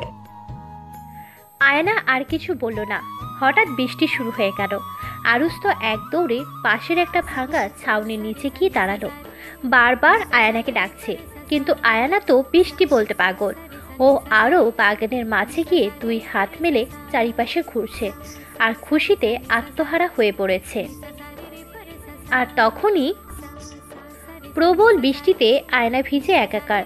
দুই হাত মিলে আয়না বৃষ্টিতে ভিজছে আর হাসছে। আরুষ তো এক ধ্যানে তাকিয়ে আছে আয়নার দিকে। জর্জেটের পাতলা শাড়িটা বৃষ্টিতে ভিজে পুরো শরীরের সাথে লেপটে গেছে, কিন্তু আরুষের সেই দিকের কোনো খারাপ নজর নেই। সে তো আয়নার মিষ্টি হাসি দেখতে ব্যস্ত। আয়নার এতক্ষণ খেয়াল না থাকলেও এখন বেশ বুঝতে পারছে সে কত বড় বাচ্চামো করে ফেলেছে। আরুষ তো আয়নাকে দেখতে দেখতে একদম কাছে চলে এসেছে। আর তখনই আয়না পিছন ফিরতেই তার চুলের পানি দিয়ে আরুষের মুখের অবস্থা 12টা বেজে গেছে। আর আরুষও এই প্রথম বৃষ্টিতে ভিজেছে। আয়না দূরে যেতে নিলেই আরুষ ওকে জড়িয়ে ধরল। আয়নার নিঃশ্বাস যেন বেড়ে গেছে। আর তখনই আরুষ নিজের অজান্তেই আয়নার কপালে একটা কিস করে বসল। আয়নাও কিছু বলছে না বলে আরুষ ভেবেছে হয়তো আয়না রাগ করেছে। এই ভেবে সেখান থেকে চলে আসতে নিলে আয়না আরুষকে কাছে টেনে নিল। আরুষ তো পুরোই সফট। আর তখনই আরুষকে আরও অবাক করে দিয়ে আয়না তার ঠোঁট দিয়ে আরুষের ঠোঁট দুটো পুরো দখল করে নিল। আরুষও কিছু বলছে না, এক প্রকার তাল মেলাচ্ছে, কিন্তু দুজনের হুঁশ আসতেই দুজন দুজনকে হালকা করে ধাক্কা দিয়ে দিল। আয়না লজ্জায় শেষ। আর তখনই আরুষ পরিস্থিতি স্বাভাবিক করতে বলল, চলো, বৃষ্টি বেরিয়ে যাচ্ছে, তোমাকে বাসায় দিয়ে আসি। আয়ানা কিছু বলছে না, শুধু মাথা নাড়িয়ে হ্যাঁ সূচক নির্দেশনা দিল। আরুষ আয়ানাকে গাড়িতে নিয়ে ওর বাসায় পৌঁছে দিল। গাড়ি থেকে নামার আগে আরুষ আয়ানাকে একটা নাপা সিরাপ খাইয়ে দিল। আয়ানা মনে মনে ভাবলো ছেলেটা যেমন ভালোবাসে ততটা কেয়ারও করে। কালই আয়ানা আরুষকে বলে দেবে যে সে আরুষকে ভালোবাসে। শুনুন, বলবে কিছু? কালকে আমি আপনাকে কিছু বলবো। ওকে, বলবে, সমস্যা নেই। কালকে তোমাকে একটা স্পেশাল জায়গায় নিয়ে যাব, সেখানে গিয়ে যা বলার বলবে। আচ্ছা। তারপর আয়ানা ওর বাসায় চলে গেল। মাঝপথে ড্রেস চেঞ্জ করে এসেছিল, তাই বাসার কেউ বুঝতে পারেনি। খোলা আকাশের ছাদের এক কোণে পা ঝুলিয়ে বসে আছে আরুষ। আজ আকাশের চাঁদটা একটু বেশি সুন্দর। কাল আরও সুন্দর লাগবে দেখতে, কারণ আগামীকাল তো পূর্ণিমা। আর তার সাথে আগামীকাল হয়তো আয়ানাও তার ভালোবাসার কথাটা বলবে। এইসব ভাবছে আর কফির কাপে একটা করে চুমুক দিচ্ছে। অন্যদিকে আয়ানাও চাঁদের দিকে তাকিয়ে আছে। দুজনই জানে না যে তারা একই সময়ে একে অপরের কথা ভাবছে। তাদের অজান্তে ভাবনার সাক্ষী হয়ে আছে এই চাঁদটা। এখন শুধু কালকের অপেক্ষা। The next day. আজ আয়ানার মনটাও খুব ভালো। যথারীতি আজকেও খুব সুন্দর করে পরিপাটি হয়ে কলেজে এসেছে সে। আজ কলেজ ছুটি দিলেই বাসায় না গিয়ে আরুষের কাছে যাবে। এইসব ভাবনার মাঝে তৃতীয় পিরিয়ড শেষ। মাহি ও আয়ানা স্কুলের পিছনে গাছের তলায় গিয়ে বসল। সরি। কিরে, আমাকে এত বড় বড় করে লেকচার দিয়ে এখন নিজেই এটা কি করলে? তো বল, তোর প্রেমের কি খবর? ভালোই তো। যাক বাবা, শেষে অন্তত স্বীকার করলি যে তুই আরুষ চৌধুরীর প্রেমে পড়েছিস। এখন ওকে বলিনি, তবে আজ বলবো। তোর কি খবর? আমার তো আর তোর মতো ভাগ্য নেই যে সাইকো লাভার পাবো, তবে একজনকে বেশ ভালো লাগে। মেঘ। তা কে এসে? তার নাম মেঘ। সবচেয়ে অবাক করা বিষয় হলো সে আরুষের বেস্ট ফ্রেন্ড। তবে তো বেশ ভালোই হলো, কিন্তু তোর সাথে পরিচয় কিভাবে? সে এক লম্বা কাহিনী, পরে বলবো। মাহি ও আয়ানা কথা বলছিল, এর মাঝে সেখানে একটা মেয়ে আসলো। দুজনেই মেয়েটার দিকে তাকালো। শ্যাম বর্ণের মেয়েটার চেহারায় অনেক মায়া। পরনে খুব কম দামি একটা 3 পিস, দেখে খুব সিম্পল পরিবারের মেয়েই মনে হচ্ছে। মেয়েটা কেমন যেন অসহায় দৃষ্টিতে তাকিয়ে আছে আয়নার দিকে। আয়নাই বলতে লাগলো, কে তুমি আপু, কিছু বলবে? মেয়েটা কিছু বলছে না। ভয়ে ওর হাত পা কাঁপছে, বারবার এদিক সেদিক তাকাচ্ছে। মনে হচ্ছে কেউ ওকে ভয় দেখাচ্ছে। আয়ানাও ব্যাপারটা বুঝতে পারল। কিছু বলবে আপু? কাউকে কি ভয় পাচ্ছ? একটু সাইডে আসবেন? নিশ্চয়ই। এবার বলো। দোহে আপনার, আরুষের জীবন থেকে সরে যান। আমি চাই না আমার মতো আপনার লাইফটাও শেষ হোক। কি দাদা বলছেন? আরুষ খুবই ভালো ছেলে, আমাকে ভালোবাসে। ভালোবাসা? কে ওর মতো ছেলে ভালোবাসতে জানে না, ও শুধু ঠকাতে জানে। Shut up, just shut up. অনেক শুনেছি আপনার ফালতু কথা। আর না, আপনার সব ফালতু কথার কোনো প্রমাণ আছে?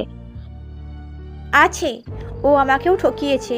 ও শুধু মেয়েদের শরীর চাই, এমন পাগলের মতো ভালোবাসার অভিনয় করে। একবার ওই দেহটাকে পেলে ছেড়ে দেয়। ওদের মতো হাই ক্লাস ছেলেরা এমনই হয়। না হয় একবার ভাবো, এত ভালো ভালো মেয়ে থাকতে ও তোমাকে কেন চয়েস করলো? ভাবো। চুপ, একদম চুপ। তুই একটা ফ্রড। আমাকে পারলে তোর একটা প্রুফ দে। এই যে আপু, প্রুফ।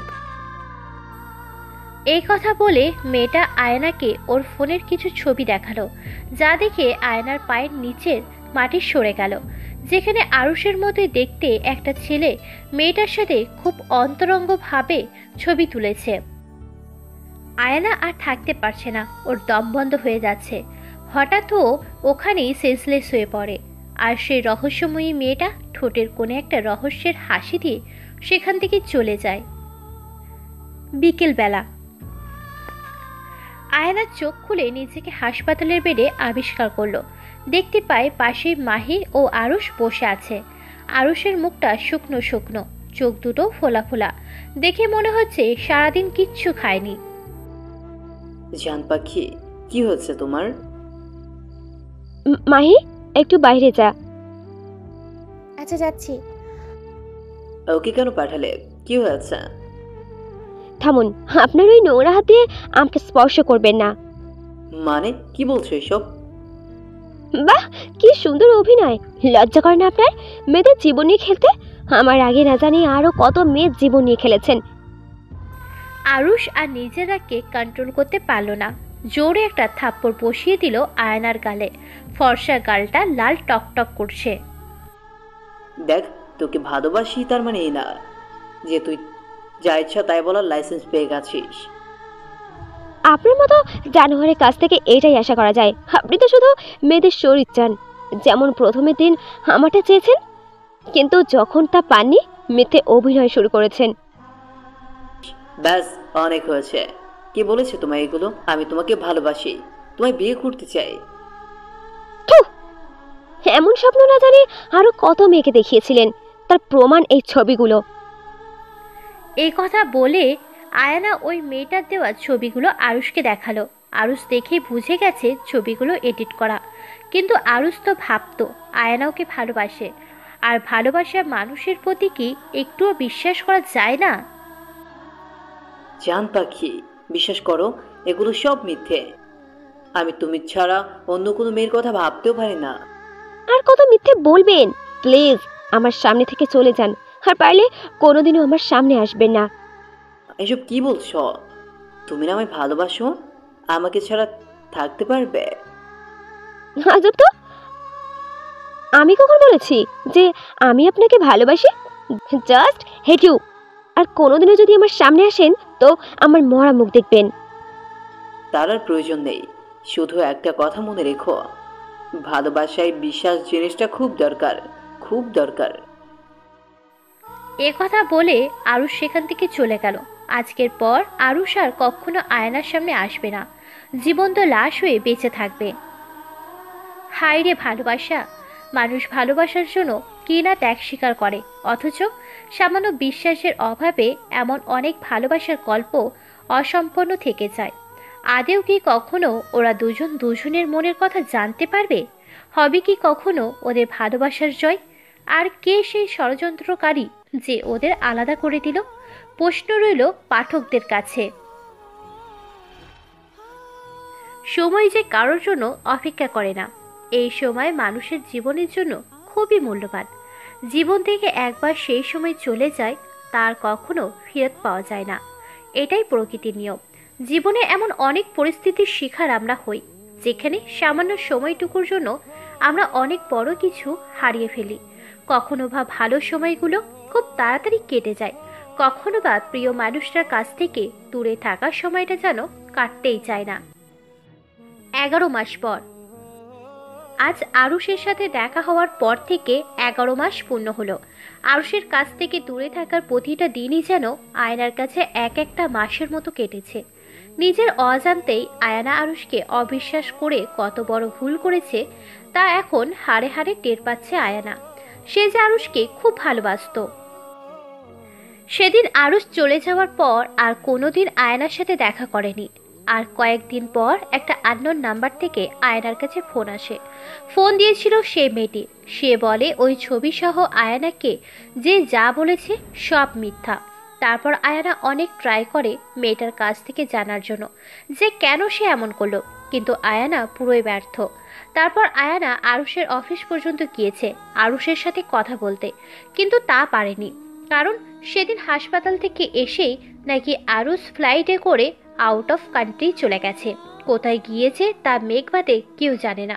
কিন্তু মেঘ আয়নাকে কিছুই বলেনি, এমনকি নিজের জিএফ মাহিকেও কিচ্ছু বলেনি। এসব ভাবছে, আর সেই নদীর তীরে যেখানে আরুষ আয়নাকে নিয়ে গিয়েছে সেখানে বসে এক দৃষ্টিতে চেয়ে আছে আয়না। যখন আরুষের কথা মনে পড়ে এখানে ছুটে আসছে ও। এই জায়গাটা আয়নাকে আরুষের উপস্থিতির অনুভূতি দেয়। হঠাৎ কাঁধে কারোর স্পর্শে হুঁশ আসে আয়নার। ও মাহি, তুই? আর কথা এইভাবে থাকবি বল? নিজের জীবনটাকে এবার অন্তত গুছিয়ে নে। যার জন্য এইভাবে পড়ে আছিস সে তো তোর কথা ভুলেই গেছে। এইভাবে বলিস না প্লিজ। তো কিভাবে বলবো তুই বল? যেই আরুষ তোকে না দেখে একদিনও থাকতে পারতো না, সে তোকে ছাড়া এতদিন কিভাবে আছে? প্লিজ আমাকে একটু একা থাকতে দে। 1 বছর ধরে তো একাই আছিস। আচ্ছা চল এখন বাসায় চল। চল, যত সব। অন্যদিকে সুইজারল্যান্ডের একটা পুরনো বাংলোর একটা রুমের দরজা জানালা লাগিয়ে অন্ধকারে বসে আছে একটা ছেলে। পাশে হাই কোয়ালিটির নানান বিদেশি মদের বোতল। তার চারপাশে নিকোটিনের ও সীসার ধোয়া যেন মানুষটাকে দেখাই যাচ্ছে না। হঠাৎই দরজার নক হলো। আর কতদিন নিজেকে এভাবে রাখবে আরুষ? এবার তো মাফ কর মেয়েটাকে। নিজেও কষ্ট পাচ্ছিস আর মেয়েটাকেও কষ্ট দিচ্ছিস। কষ্ট? কিসের কষ্ট? আমি তো একদম ঠিক আছি। দেখো চারপাশে কত ধোঁয়া। এই নিকোটিনের ধোঁয়াই আমার প্রকৃত সাথী। দেখ, আয়না কিন্তু নিজের ভুল বুঝতে পারছে। প্লিজ এবার অন্তত সবার সামনে আয়। কেন? তুই তো আছিস। আমার বিজনেস তো এখন দেশের টপে আছে। আর পারবো না আমি। আমার নিজেরও একটা লাইফ আছে। আর ওই আবির, ওই তো এসবের জন্য দায়ী। তুই ওকে কেন কিছু করছিস না? যেখানে নিজের ভালোবাসার মানুষটাই বিশ্বাস করলো না, সেখানে অন্যকে দায়ী করে কি লাভ? তোকে একটা কথা বলার ছিল। আগে তুই এই সিসার টানা বন্ধ কর। আমার সহ্য হচ্ছে না। করলাম। এবার বল কি বলবে? মানে আসলে আবির। বল আবার কি করলো ওই জানোয়ারটা? এক গুপ্তচরের কাছে জানতে পারলাম যে আবির নাকি আয়নার বাসার বিয়ের প্রস্তাব দিয়েছে এবং থেমে গেলি কেন? কি হয়েছে বল? আসলে আয়না রাজি হয়ে গেছে। কি তুই মজা করছিস নাকি? এতদিন তো আয়নাও কষ্ট পেয়েছে। হুট করে সব জেনে শুনে ও বিয়ের জন্য রাজি কি করে হলো? আরুষ ভাবে আয়না জানে যে এগুলো আবিরের কাজ, কিন্তু আয়না কিছুই জানে না। আর মেঘ যেই লোকের কাছ থেকে এইসব জেনেছে সে আবিরেরই লোক। এখন আবার একটা ভুল বোঝাবুঝি হলো। আয়না কখনো আয়ুষ ছাড়া কাউকে বিয়ে করবে না। আরুষের চোখ রক্তবর্ণ আকার ধারণ করেছে। আরুষকে এর আগে কখনো এত ভয়ানক দেখেনি। মেঘেরও ভয় করছে, না জানি আরুষ ভুল কিছু করে বসে। আয়ানার মনটা আজ ভালো নেই। আজ ওর জন্মদিন। মা বাবা একটু আগে উইশ করে গেছে। মাহি চেয়েছিল একটা পার্টি করে আয়ানার মুড ভালো করতে, কিন্তু কিছুতেই লাভ হয়নি। আয়ানার সবচেয়ে বড় গিফট হবে কেউ যদি ওকে আরুষ এনে দেয়। আজ আয়নার বুকটার ভিতর এক অতৃপ্তি আত্মা হা হা করছে। ইস, আজকে যদি আরুষের দেখা পেত আয়ানা। এসব ভাবতে ভাবতে বাসায় ফিরছিল আয়ানা। এদিকে আরুষের কোনো খোঁজ নেই। তার উপর মা বাবা হঠাৎ করে বিয়ে দেওয়ার জন্য উঠে পড়ে লেগেছে। অনেক কষ্টে আয়না মাকে রাজি করিয়েছে যে সে বিয়ে করবে, কিন্তু আরুষ বাদে আর অন্য কোনো ছেলেকে না। এই জন্য একটা মিথ্যে কথাও বলেছে সে। মাকে বলেছে আরুষ ওর বিয়ে, এবং খুব তাড়াতাড়ি আরুষ চৌধুরী আয়নার বাবার কাছে বিয়ের প্রস্তাব নিয়ে আসবে। এইসব ভাবতে ভাবতে কখন যে বাসায় ফেরার পথের জায়গায় অন্য পথে পাড়ি দিয়েছে তার খেয়াল যেন একদমই নেই আয়ানার। যখন বুঝতে পারলো সে ভুল পথে এসে পড়েছে, তখন আবার পিছন দিকে চলতে লাগলো। ধুর, আবার ধ্যানে পড়ে গিয়েছিলাম। এমনিতেই সবাইকে ট্রিট দিতে দেরি হয়ে গেছে। আশেপাশে অন্ধকার। যাই তাড়াতাড়ি, বাসায় যাই। তখনই পিছন থেকে কেউ বলে উঠল, বাহ, ভেবেছিলাম ভালোবাসা হারিয়ে কষ্টে আছেন, তা তো দেখি ভালোই দিনকাল কাটছে। এতদিন পর প্রিয় মানুষটা কণ্ঠ শুনতে পেয়ে যেন হৃদয় জুড়িয়ে যাচ্ছে আয়ানার। পিছন ফিরে তাকিয়ে এক দৃষ্টিতে আটকে যায় আয়ানার। এতদিন পর সেই চেনা মুখ, ভালোবাসার মানুষটিকে সামনে পেয়ে আর যেন ঠিক থাকা যাচ্ছে না। কত বদলে গেছে ও। চোখের নিচে কালো দাগ, শুকিয়ে কাঠ হয়ে যাওয়া শরীর, দামি পারফিউমের জায়গায় মদের গন্ধ যেন মানুষটাকে বদলে দিয়েছে। আয়না আরুষের এমন অবস্থা দেখে কান্নায় ভেঙে পড়ে। আরুষের বলা একটু আগে সেই কথা যেন একদমই ভুলে গেছে আয়ানা। ছুটতে গিয়ে জড়িয়ে ধরে তাকে। আরুষ, আরুষ কিছু বলছে না। আজ কতদিন পর নিজের ভালোবাসাকে কাছে পেয়েছে। নিজের ভালোবাসার মানুষের কাছ থেকে দূরে থাকার যন্ত্রণাটা অনেক। আরুষের ইচ্ছা করছে শক্ত করে আয়নাকে জড়িয়ে ধরতে, কিন্তু আরুষ তা পারছে না। আরুষের কলিজাটা দুমড়ে মুচড়ে শেষ হয়ে যাচ্ছে। আরুষ নিজেকে শক্ত করলো, নিজেকে বুঝ দিতে লাগলো। না আরুষ, তোকে নিজেকে সামলাতে হবে। এই মেয়ে ছলনাকারী, তোকে ধোঁকা দিয়েছে। যার জন্য নিজের জীবনটা শেষ করে দিলি, সেই তোর শত্রুকে আপন করে নিয়েছে। এর শাস্তি তো তোকে এই মেয়েকে দিতেই হবে আরুষ। তোকে টর্চার করতে হবে, রোমান্টিক সাইকো টর্চার। এইসব ভেবেই আরুষের মায়া ভরা চাহনির সময়ের মাঝে ঘৃণার রূপ নিল। আরুষের চোখে এখন শুধু প্রতিশোধ ও ঘৃণার আগুন। এই রাগই পারে মানুষকে ধ্বংস করে দিতে। এই রাগের বশে আজ আরুষ ভুল কিছু করে বসবে। হঠাৎ আয়না বুঝতে পারল ওর চুলের মুঠি কেউ শক্ত করে ধরেছে। আয়না মাথা উঠিয়ে দেখে আরুষ রাগীভাবে চেয়ে আছে আয়নার দিকে। এই কোন আরুষকে দেখছে আয়না? আহ আরুষ, কি করছো? আমার লাগছে। ইস, খুব লাগছে না? আমি তো এখনই কিছু করলামই না, এখনই লাগছে। ইস, কিসব বলছো আরুষ? এতদিন পর তোমাকে আমার কাছে পেয়েছি, কত কথা বলার আছে তোমাকে, আর তুমি? আহ তাই তো, এতদিন পর দেখা হয়েছে, তাই তো ভালোবাসার দাম নিতে এসেছি। কি বলছো? আমি কিছুই বুঝছি না। ভালোবাসার আবার দাম হয় নাকি? হয়তো। তা আবিরের সাথে কেমন ছিল প্রেম? ওপস, সরি, ও তো আবার তোর উঠবি। কি? আবির স্যারের সাথে আমার আবার কি হবে? দেখো আরুষ, আবার আমাদের মাঝে ভুল বোঝাবুঝি হচ্ছে। চল আমার সাথে, ভুল বোঝাবুঝিটা ঠিক করছি। এইসব কথা বলতে বলতে আরুষ আয়নাকে টানতে টানতে গাড়িতে নিয়ে বসালো। আয়নার শরীরের অনেক অংশ কেটে গেছে, সেখান থেকে রক্ত বের হচ্ছে, কিন্তু আরুষের সেই দিকের কোনো খেয়াল নেই। আরুষ খুব জোরে গাড়ি চালাচ্ছে। প্লিজ আরুষ, আস্তে চালাও প্লিজ। কোথায় নিয়ে যাচ্ছ? আরুষ কোনো কথা বলে না, শুধু ড্রাইভ করছে। খুব স্পিডে ড্রাইভ করে গাড়িটাকে একটা রেজিস্ট্রি অফিসের সামনে গিয়ে দাঁড় করালো। আয়না বুঝতে পারলো আরুষ কি করতে চাইছে। দেখো আরুষ, বিয়েটা কোনো ছেলে খেলা নয়। আমরা আমাদের পরিবারকে না জানিয়ে এইভাবে কিছুতেই করতে পারি না। চুপ থাক, আমি যা বলবো তুই তাই করবি। আরুষ জোর করে আয়নাকে অফিসের মাঝে নিয়ে গেল। কিছুক্ষণ পর ওরা বের হলো। আইনগত দিক দিয়ে এখন ওরা স্বামী স্ত্রী, কিন্তু ইসলামিক দিক দিয়ে তেমন কিছুই না। আয়না কিছু বুঝে ওঠার আগে আরুষ ওকে নিয়ে সোজা বাড়িতে চলে গেল। বিয়ে তো হয়ে গেছে, আবার তোমার বাসায় কেন নিয়ে এসেছো? কি করতে চাইছো তুমি? হ্যাঁ মা, বিয়ে করেছি। এমা, বিয়ে করেছি, স্বামীর অধিকার ফলাবো না তা কি হয়? তোর এমন হাল করব যে তুই চাইলেও আমাকে ছাড়া অন্য কারো কাছে যেতে পারবি না। ছি আরুষ, তুমি এত নোংরা কথা কিভাবে বলতে পারছো? ইসলামিক দিক থেকে তোমার আমার ওপর কোনো অধিকার নেই। আয়না বুঝতে পারলো এই বিয়ে এইসব কিছুই না। আরুষ এখন ওকে ভুল বুঝে আছে। এই সময় আরুষকে কিছুই বোঝানো যাবে না। এই সময় এখান থেকে চলে যাওয়াই ভালো। কিন্তু যেই না আয়না বাসার দিকে যাবে, আরুষ ওকে গাড়ি থেকে নামিয়ে টানতে টানতে বাসার ভিতরে নিয়ে গেল। ওর রুমে নিয়ে গিয়ে আয়নাকে জোরে ছুঁড়ে মারল ওর বিছানায়। আর তখনই আয়নার ভয়ে হাত পা কাঁপছে। এর আগে কখনো আরুষের এমন ব্যবহার বা ভয়ঙ্কর রূপ কখনোই দেখেনি আয়না। এত জোরে বিছানার উপর পড়ায় শরীরের অনেক জায়গায় ব্যথা পেয়েছে আয়না। মাথা প্রচণ্ড যন্ত্রণা করছে।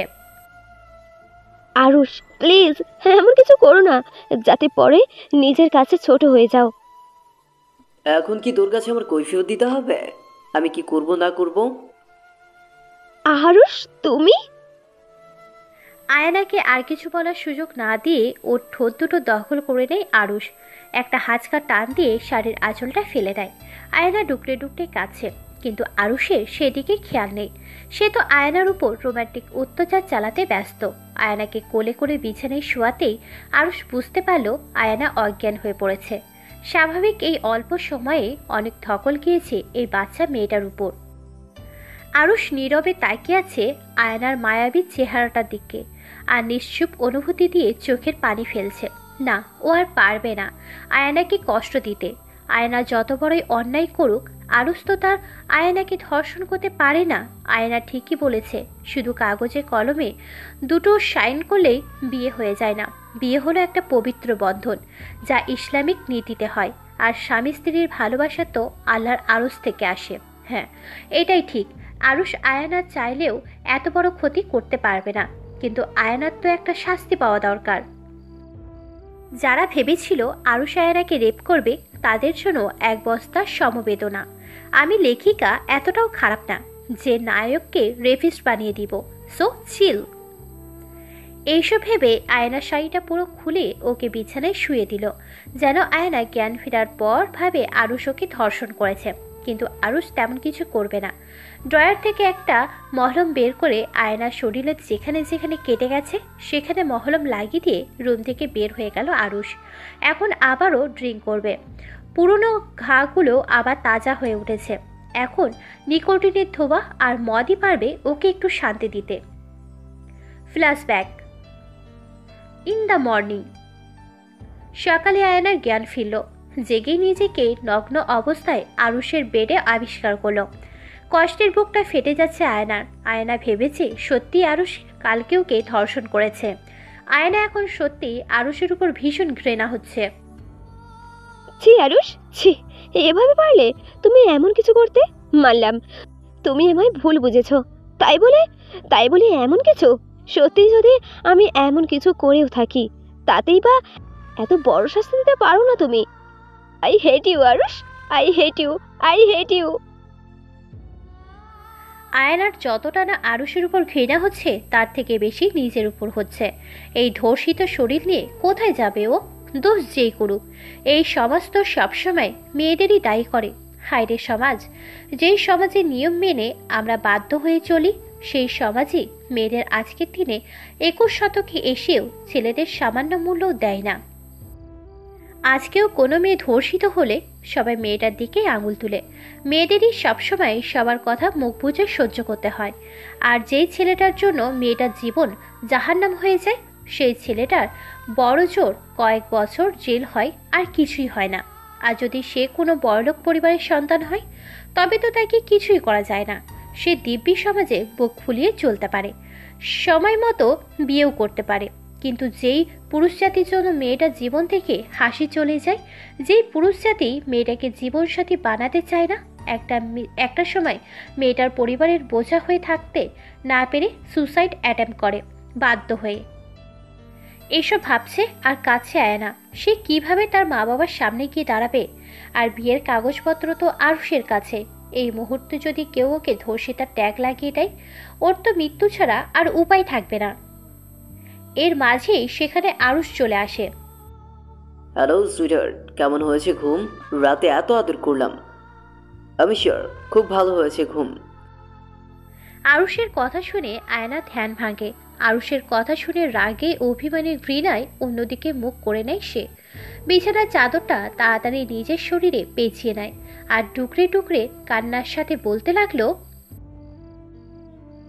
এখন আবার কেন এসেছেন? কি চান?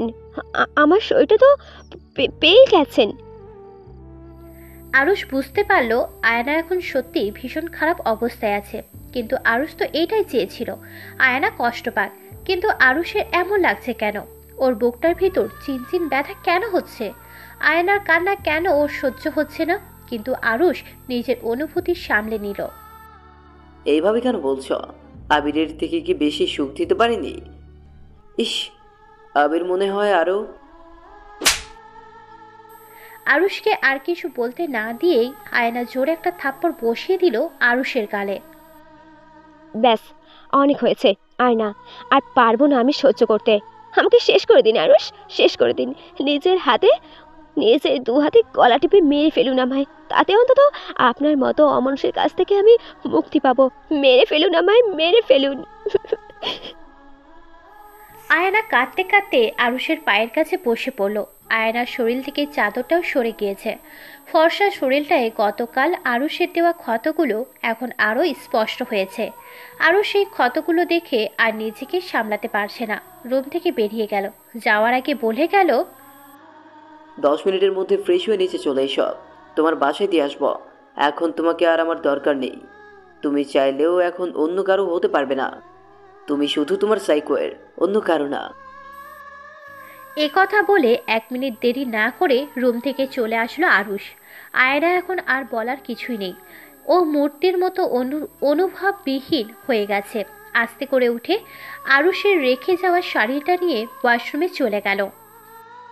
আয়ানার সামনে গিয়ে তার ছেলের হাসি দেয়, তাছাড়া আর কিছুরই করার নেই আয়ানার। এদিকে আরুষের ফোনে মেঘের কল এলো। হ্যালো আরশু, কোথায় তুই? বাসায়। কেন? আয়নাকে খুঁজে পাওয়া যাচ্ছে না। আমি ওর মাকে বলেছি ও মামার বাড়ি গেছে। ও কি তোর কাছে? হুম। প্লিজ আরশু, ওকে একটু কষ্ট দিস না, ওর কোনো দোষ নেই। মানে? আমি যে তত্ত্ব তোকে দিয়েছি সব ভুল। ওই লোকটাও আবিরের লোক ছিল। শালা মাদারচোদ সব বানিয়ে বলেছিল। কি? এইসব কি বলছিস তুই? আচ্ছা তুই ফোন রাখ, আর মাহিকে বলবি আয়ানার মাকে বুঝিয়ে দিতে। ও মায়ের সাথে বিয়ে খেতে গিয়েছে মায়ের কাজিনের। Okay bye. কেন? তুই কি? Hello hello. ট্রিং ট্রিং ট্রিং। ফোন কেটে আরুষ নিজেই নিজের কাপড় দেওয়ালের সাথে আঘাত করতে লাগলো। ছি, তুই কি করলি? এত বড় ভুল তুই কিভাবে করলি? নিজের ভালোবাসার মানুষটাকে এত কষ্ট দিলি? কিভাবে দাঁড়াবি তুই আয়নার সামনে? এই সময়ই উপরতলা হতে কাঁচ ভাঙার আওয়াজ আসলো। আয়না উপরে। হাসপাতালের ইমার্জেন্সি কক্ষের সামনে দাঁড়িয়ে আছে আরুষ ও মেঘ। আরুষের মনে বিন্দু পরিমাণ শান্তি নেই, বুকটা কেমন ছটফট ছটফট করছে। না জানি ভিতরে কি হচ্ছে। আজ যদি আয়নার কিছু হয়ে যায় তবে কোনোদিন নিজেকে ক্ষমা করতে পারবে না আরুষ। এমনিতেই ও যা করেছে, আয়না তারপরেও ওকে মেনে নিবে নাকি সন্দেহ। আজকে সত্যি করে ভালোবাসা মন থেকে একেবারে শেষ হয়ে যাবে, নাকি হাজারো অন্যায়ের পর ভালোবাসা মানুষটির একবার ক্ষমা চাওয়াতে সব আগের মতো হয়ে যায়। এইসব ভাবতে ভাবতেই হঠাৎ ডক্টর বাহিরে এলো। ডক্টর, সব ঠিক আছে তো? আমার জান পাখির কিছু হয়নি তো? সবই ঠিক আছে, কিন্তু আয়ানের অনেক রক্ত শরীর থেকে বের হয়েছে। আমরা ওকে রক্ত দিয়ে এখন ঘুমের স্যালাইন দিয়ে দিয়েছি। ও ঠিক হয়ে যাবে তো? এখনও কিছু বলতে পারছি না, এখনও ঠিক কিছু বলতে পারছি না। ওর জ্ঞান ফেরার পর বোঝা যাবে। কিছু বলা যাবে না মানে? আমার জান পাখির যদি কিছু হয় তবে তোকে আমি শেষ করে দিব। আর এই হসপিটালে শুধু আগুন জ্বলবে, আগুন। আরুষ ছাড় বলছি, ওনার কলার ছাড়। সরি ডক্টর, ওর পক্ষ থেকে আমি ক্ষমা চাইছি। It's okay. এই সময় অনেকেই আউট অফ কন্ট্রোল হয়ে যায়, কিন্তু আপনাদের ভেঙে পড়লে চলবে না। এর মাঝে সেখানে মাহিরের আগমন। মেয়েকে উদ্দেশ্য করে, তার বাচ্চা, তোর সাথে আজকেই ব্রেকআপ। তোর জন্য আমার বান্ধবীর এই হাল। মাই শান্ত, সব ঠিক হয়ে যাবে। কিন্তু তুমি আমাকে কেন দোষ দিচ্ছ? সব দোষ তোর। তোকে কতবার বলেছি আরুষ ভাইয়া কোথায়, কিন্তু তুই বলিসনি।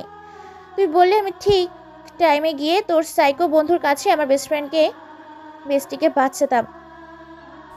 তুমি আমার উপর যত রাগ দেখাতে চাও দেখাও, জানে মান। কিন্তু আরশুকে কিছু বলো না, ওর কোনো দোষ নাই। না, নাই। তোমার বেস্টু তো একদম নির্দোষ। সে তো কখনো অন্যায় করতেই পারে না, তাই না? আচ্ছা তুমি একটু বসো। আমি এখানে বসতে আসিনি। তোমার বেস্টুর ভালোবাসার নমুনা আমার দেখা শেষ। এখন আমার বান্ধবীর হুঁশ আসলেই আমি ওকে নিয়ে বাসায় যাব। এই না প্লিজ, আগে ওদের মাঝে সব ঠিক হতে দাও। সব ঠিক হওয়ার জন্য আমি অপেক্ষা করতে পারবো না। আর তোমাকেও আমি একদমই বিশ্বাস করি না। I love you so much, এমন করো না। But I just hate you. তারপর ওরা ওদের ঝগড়া নিয়ে বিজি হয়ে পড়ল। আরুষ এতক্ষণ দূর থেকে দাঁড়িয়ে সব শুনছিল। ওর বলার কিছুই নেই। ঠিকই তো, ওর বোকামির জন্যই তো আয়ানার এই হাল। আরুষ বসে বসে তখনকার কথা ভাবতে লাগলো, যখন আয়ানা এই ঘটনা ঘটিয়েছিল। ফ্ল্যাশব্যাক। আরুষ মেঘের সাথে কথা বলছিল, এমন সময় হুট করে উপর থেকে অনেক জোরে আওয়াজ আসলো। এত আওয়াজ কিসের হলো? ওই রুমে তো আয়না। আরুষ দৌড়ে রুমে চলে গেল, দেখলো আয়ানা রুমে নেই, বাথরুমের দরজা বন্ধ। মানে আওয়াজটা ওখান থেকে এসেছে। আয়না, প্লিজ দরজা খোলো। সব দোষ আমার, যত শাস্তি দেওয়ার আমাকে দাও। আয়ানা আয়নার কাজ ভেঙে দিয়েছে, সেই কাজ দিয়ে হাত কেটে বলে, না, আমি খুলবো না। এই কলঙ্ক নিয়ে আমি বাঁচতে পারবো না। আয়না, বোকামো করো না। দোষ আমি করেছে, মরলে আমি মরব, তুমি উল্টাপাল্টা কিছু করবে না। কিন্তু আমার শরীরটা তো আমি এই শরীর নিয়ে বাঁচতে চাই না। তুমি যা ভাবছো তেমন কিছুই না, তোমার সাথে আমি তেমন কিছুই করিনি। প্লিজ আয়না, দরজা খোলো। আয়ানা আরুষের কোনো কথাই শুনল না। এদিকে আরুষ তাড়াতাড়ি দরজা ভেঙে ভিতরে গিয়ে দেখে আয়ানা আয়ানার কাছ দিয়ে হাত কাটছে। রক্ত পুরো জায়গায় লাল বর্ণ ধারণ করেছে। আয়না। ফ্ল্যাশব্যাক শেষ। আরুষ আয়নার বেডের পাশে চুপ করে বসে আছে। এখন প্রায় রাত 1টা। একটু আগে মেঘ অনেক কষ্টে মাহিকে ভুলিয়ে ভালিয়ে বাসায় নিয়ে গেছে। ও এখানে থাকলেই শুধু আরুষকে দোষ দিত। আরুষের শরীরটা ভালো না। 2 দিন ধরে এত ভুল বুঝাবুঝি, এত ঝামেলার ভিতর মুখে একটু খাবারও দেয়নি আরুষ। মেঘ অবশ্য অনেক জোর করেছিল, কিন্তু আরুষ রাজি হয়নি। আমাকে ক্ষমা করে দিও আয়না, আর তাড়াতাড়ি জেগে ওঠো। তোমাকে এইভাবে দেখতে আমার আর ভালো লাগে না। সারা রাত আরুষ এইভাবে আয়নার পাশে বসেছিল। এক পর্যায়ে হাতে একটা গিটার নিয়ে জানালার কাছে গিয়ে গান গাইতে লাগলো আরুষ। और किसी को दिल में बसाना हमसे कभी होगा नहीं, तुम बिन धड़कन का चल पाना ऐसे कभी सोचा नहीं। বাকিটা নিজেরাই শুনে নেবেন। পরের দিন সকালে আয়নার জ্ঞান ফিরেছে। আস্তে আস্তে চোখ মেলেছে সে। চোখ খুলেই নিজেকে হাসপাতালে আবিষ্কার করলো। আয়নার হাতে খুব ব্যথা করছে। কোনো রকম নিজেকে সামলে শোয়া থেকে উঠে বসে পড়ে। একথা বলে আরুষ চুপচাপ সেখান থেকে চলে আসলো। আয়না অবশ্য এতে ভীষণ অবাক হয়েছে। ও ভেবেছিল আরুষ যাবে না। আল্লাহ জানে এই ছেলে কি করতে চায়, কিন্তু এতটুকু শিওর যে আয়না এখন আরুষকে শুধুই ঘৃণা করে। কি করতে চলেছে আরুষ? Have a relax. বাড়িতে সবাই একটা জাঁকজমক পরিবেশের মাঝেই রয়েছে, শুধু আয়না ছাড়া। কিছুক্ষণ আগে ছেলেপক্ষ এসে কথা বলে গিয়েছে আয়নার বাবার সাথে। তাদের নাকি আয়নাকে বেশ পছন্দ। ছেলে দেখতে অনেক ভালো ও বড় বিজনেসম্যান হওয়াতে আয়নার বাবা রাজি হয়ে যায়। তবে অবাক করার বিষয়, ছেলেটি আয়নাকে একবারও দেখেনি, আর আয়নাও দেখেনি। তবে কেন জানি আয়নার মনটা ছটফট করছে, হয়তো আরুষের জন্য। কিন্তু আয়না তো এখন আরুষকে আর ভালোবাসে না। তবে কেন ওর মন এখনো আরুষের ফেরার অপেক্ষা করে বসে আছে? না আয়ু, তুই এভাবে থেমে থাকতে পারিস না।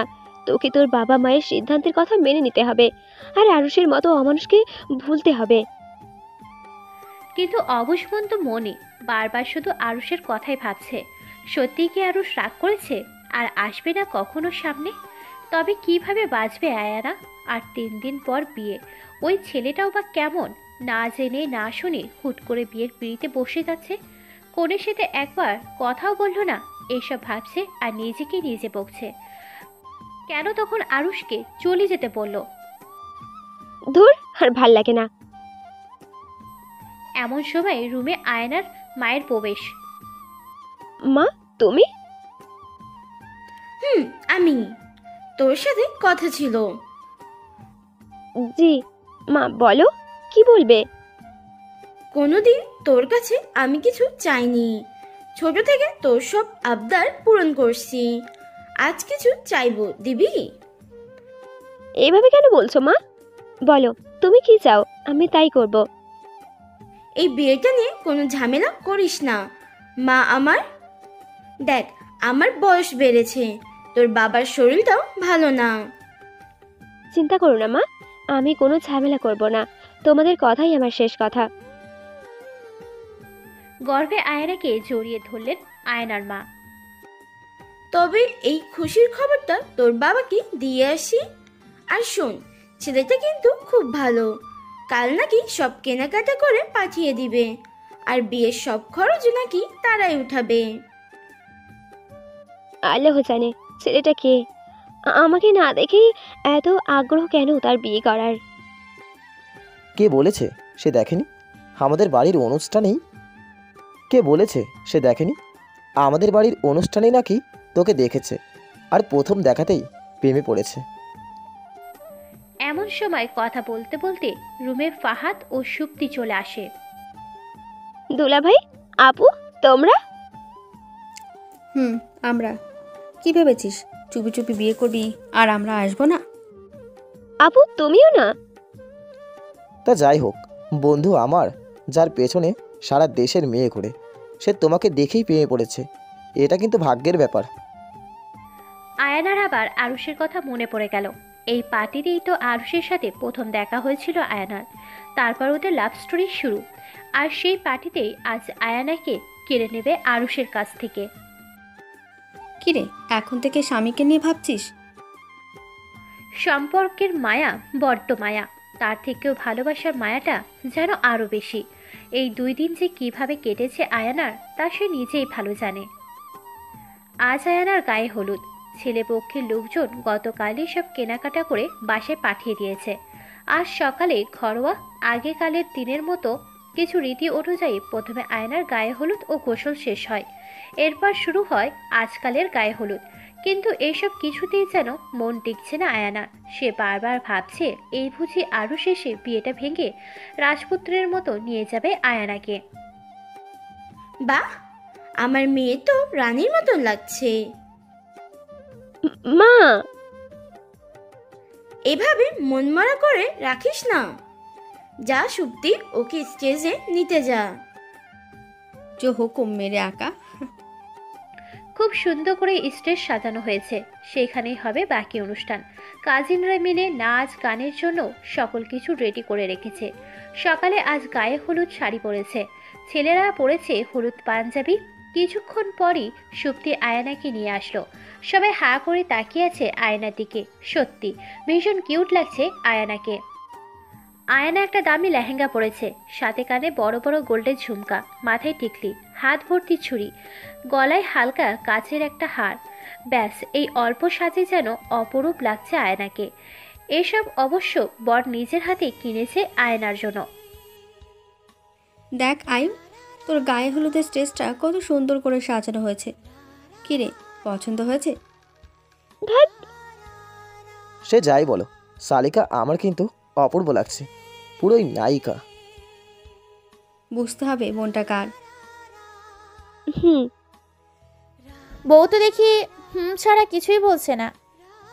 সবার কথার মাঝেই মাহি চলে আসলো। ওকেও দারুণ লাগছে হলুদ শাড়িতে, তার উপর ও একেবারে সাদা ফর্সা। মাহি, এ কথা বলেই আয়না মাহিকে জড়িয়ে ধরল। একমাত্র মাহি সব জানে, এমনকি আয়নার মনের কথাও বোঝে। আয়না ভেবেছিল মাহি ওর মাকে বলে বিয়েটা ভেঙে দিবে, কিন্তু তা না করে মাহি একদম সেজে গুজে এসেছে যেন কিছুই হয়নি। ও খুব হ্যাপি, তা দেখে আয়নার ভীষণ রাগ হলো। আয়না মাহির কানে কানে বলল, কিরে, বিয়েটা কি তোর নাকি যে তুই এত হ্যাপি? আরে এইভাবে কেন বলছিস? আমার বেস্টির বিয়ে আর আমি হ্যাপি হব না? সব জেনেও এমন কেন করছিস তুই? আমি আবার কি করলাম? দেখ, যা হয়েছে তা তো হয়েছেই, এখন বাস্তবতা মেনে নেওয়াই ভালো। তোর বাস্তবতার গুলি মারি। ইমা, তা কেন করবি? আরুষকে তো তুই এমনিতেই আর ভালোবাসিস না। তোকে বলেছে তুই বেশি বুঝিস। আমি আরুষকে... কি বল? কিছু না। ভালো হয়ে যাও মাসুদ, ভালো হয়ে যাও। কি? টুকু টুকু ভালো হয়ে যাও আয়ানা, ভালো হয়ে যাও। এর মাঝেই সুপ্তি বলে উঠল, আর ওরা একে অপরকে ছেড়ে দিল। দুই বান্ধবীর কথা হলে চল, সবাই স্টেজে বইয়ের জন্য ওয়েট করছে। জি আপু, চল, আমি নাচের প্রিপারেশন নিচ্ছি। এই বলেই মাহি আয়ানাকে রেখে নাচতে নাচতে চলে গেল। সুপ্তি ও ফাহাদ আয়ানাকে নিয়ে স্টেজে গেল। সবাই আয়ানাকে মিষ্টি খাওয়াতে খাওয়াতে কাহিল করে ফেলেছে। আর ছবি তুলতে তুলতে আয়ানা শেষ। এর মাঝেই বক্সে গান বেজে উঠল। মাহি ও মেঘ নাচছে। মেঘকে দেখে আয়না বেশ অবাক হলো, কিন্তু মেঘ যেন তাকে কোনো পাত্তাই দিল না। তারা তো নাচতে বিজি, তাও আবার সেলিব্রিটি গানে। মাহি নাচ দেখে মনে হচ্ছে মেঘ ছেলের পক্ষর কেউ। আইলো রে নয়া দামাত আসমানোরো তীরা, পিসারা পিসাইয়া দিল শাহি ধানে চিরা, দামান গো দামান গো দামান গো দামান গো। এই গান শেষ করে মাহি একা নাচতে লাগলো না, আর এক গানে সাথে এবার সুপ্তি ও ফাহাদ আছে। সুপ্তি, ফাহাদ, মেঘ, মাহি। मुझसे दूर कहीं ना जा, बस यही कहीं रह जा, मैं तेरी दीवानी रे, अफसोस तुझे है क्या, तेरी मेरी कहानी नहीं बनेगी, तू मेरा हो गया मैं तेरी हो गई, जहाँ गया तू संग मुझे ले जा, ले जा ले जा ले जा, ले जा ले जा रे, महकी रात में चुरा के सारे रंग ले जा, सारे रंग ले जा। নাচ শেষে সবাই হাততালি দিল। তারপর আয়ানার ইচ্ছে ছিল মেঘের সাথে কথা বলার, কিন্তু মেঘ ওর দিকে না তাকিয়ে চলে গেল। এইভাবে কোনো রকম মরা হয়ে আয়নার গায়ে হলুদ শেষ হলো। অন্যদিকে আজ আরুষদের বাড়িতেও সকাল থেকে অনেক আনন্দ করেছে সবাই। ঠিকই ধরেছেন, ছেলে আর কেউ না, বরং আরুষ নিজে। কিন্তু আয়ানাকে তা কেউ বলেনি। আরুষ সকলকে বলতে মানা করেছিল। আজ আরুষ একটা সাদা পাঞ্জাবি পরেছে, তার উপর হলুদ সালওয়ারি, হাতে ঘড়ি, মাথার চুলগুলো একপাশে স্লাইড করা, সাদা পায়জামা, হলুদ শু, দেখতে পুরাই ক্রাশ বয়। আরুষের বাড়িটা বিশাল, বাগান হতে শুরু করে সুইমিং পুল সব আছে, আর সবকিছুই হলুদ ফুল দিয়ে সাজানো হয়েছে। অসম্ভব সুন্দর লাগছে বাড়িটা। সাংবাদিকরা তো আরুষের এমন হঠাৎ বিয়ে নিয়ে প্রশ্ন করে একদম জ্বালিয়ে খাচ্ছে। সবাই আরুষের হবু বউকে দেখতে চায়, কিন্তু আরুষ বলেছে একমাত্র বউ ভাতের দিন সে তার বউকে সবার সামনে আনবে। কারো যেন তরই সইছে না দেশে নামকরা একজন সফল ব্যবসায়ীর বিয়ে ও বউ নিতে সবার খুব আগ্রহ। কাল এটাই হবে ব্রেকিং নিউজ। অনেক মেয়েরা তো হিংসায় শেষ যে কে এত সৌভাগ্য নিয়ে জন্মেছে যে সকল মেয়ের ক্রাশ এর ওয়াইফ। আরুষ বা ওর সৎমা এসেছে এই অনুষ্ঠানে। তারা নাকি আবার কালই চলে যাবে। এসবের প্রতি তাদের ইন্টারেস্ট নেই, এসেছে শুধু মিডিয়ার লোকদের সামনে ক্যামেরাতে নিজেদের দেখাতে। কিন্তু আবির আসেনি, আসবেই বা কী করে? আরুষ তো আবিরকে মেরে কোমায় পাঠিয়ে দিয়েছে, তা অবশ্য এখনও কেউ জানে না।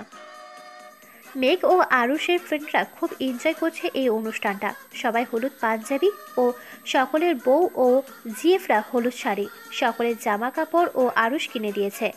একরকম খুশির দিন বলে কথা। মামাম, তো ওর বউকে দেখে আসলাম।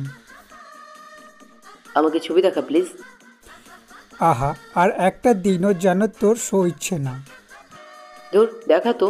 বাহ, খুব সুন্দর লাগছে তোকে। যাই বলিস, বেচারি এখনো তোর আশায় বসে আছে, মুখে একটু হাসিনি। জানি তো, কিন্তু কথায় আছে সবুর কা ফল মিঠা হতা হ্যায়। ও তো জানি না যে ওর বিয়ে তোর সাথেই হচ্ছে। তোকে দেখে কিছু বলেনি? বলতে চেয়েছিল, আমি দেখেও না দেখার ভাব নিয়ে চলে আসছি। ভালো করেছিস। যা, এবার একটু নাচ গান কর গিয়ে, আমি বসে বসে দেখি। Yes boss. তারপর সবাই মিলে নাচতে লাগলো। আর হ্যাঁ, মেঘের সাথে কিন্তু মাহিও এসেছে। कैसे किया अब कलिया हाथों में खिलने वाली है तेरी मन को जीवन को नई खुशियाँ मिलने वाली है ओ हरियाणी बन्नो ले जाने तुझे है गैया आने वाली है सैया थामेंगे आके बैया झूमेंगे सैया अंगना अंगना मेहंदी है रचने वाली हाथों में गहरी लाली कैसे किया अब कलिया हाथों में खिलने वाली है, तेरी मन को जीवन को नई खुशियाँ मिलने वाली है। এরপর সবাই আরও কিছু সময় আনন্দ করে বাসায় চলে গেল। যাই হোক, কোনোভাবে এই অনুষ্ঠানও শেষ হলো। অন্যদিকে অনুষ্ঠান শেষে মাত্র আয়না ফ্রেশ হয়ে রুমে এসেছে। এ রাতে সবাই হয়তো ঘুমিয়ে গেছে, কিন্তু আয়নার চোখে ঘুম নেই। বাবা মা ও আরুষকে ছেড়ে কিভাবে বাঁচবে সে? বারান্দায় দাঁড়িয়ে ধোয়া আর কফি খেতে খেতে এইসব ভাবছে আয়না। বারবার আরুষের সাথে কাটানো মুহূর্তের কথা মনে পড়ছে। এমন সময় আয়নার ফোনে ফোন আসলো। হ্যালো, আসসালামু আলাইকুম। আননোন নাম্বারের লোকটা। কি হলো, কথা বলুন। কে আপনি? কার কাছে ফোন করেছেন? আজব তো, মজা নিচ্ছে নাকি? যত সব ফাজলামি করার আর জায়গা পান না, ইডিয়েট। আর কল করলে খবর আছে, বেয়াদব কোথাকার। টিং টিং টিং। আয়না তো আর জানে না কলটা আরুষের ছিল। আরুষ মূলত বারান্দার দরজার আড়াল হতেই কল করেছে। আয়না এরপর লাইট অফ করে শুয়ে পড়ল। ক্লান্ত থাকার ফলে চোখ বুজতেই ঘুমে তলিয়ে গেল সে। আর আরুষ এসে তার স্লিপিং বিউটিকে দেখতে লাগলো।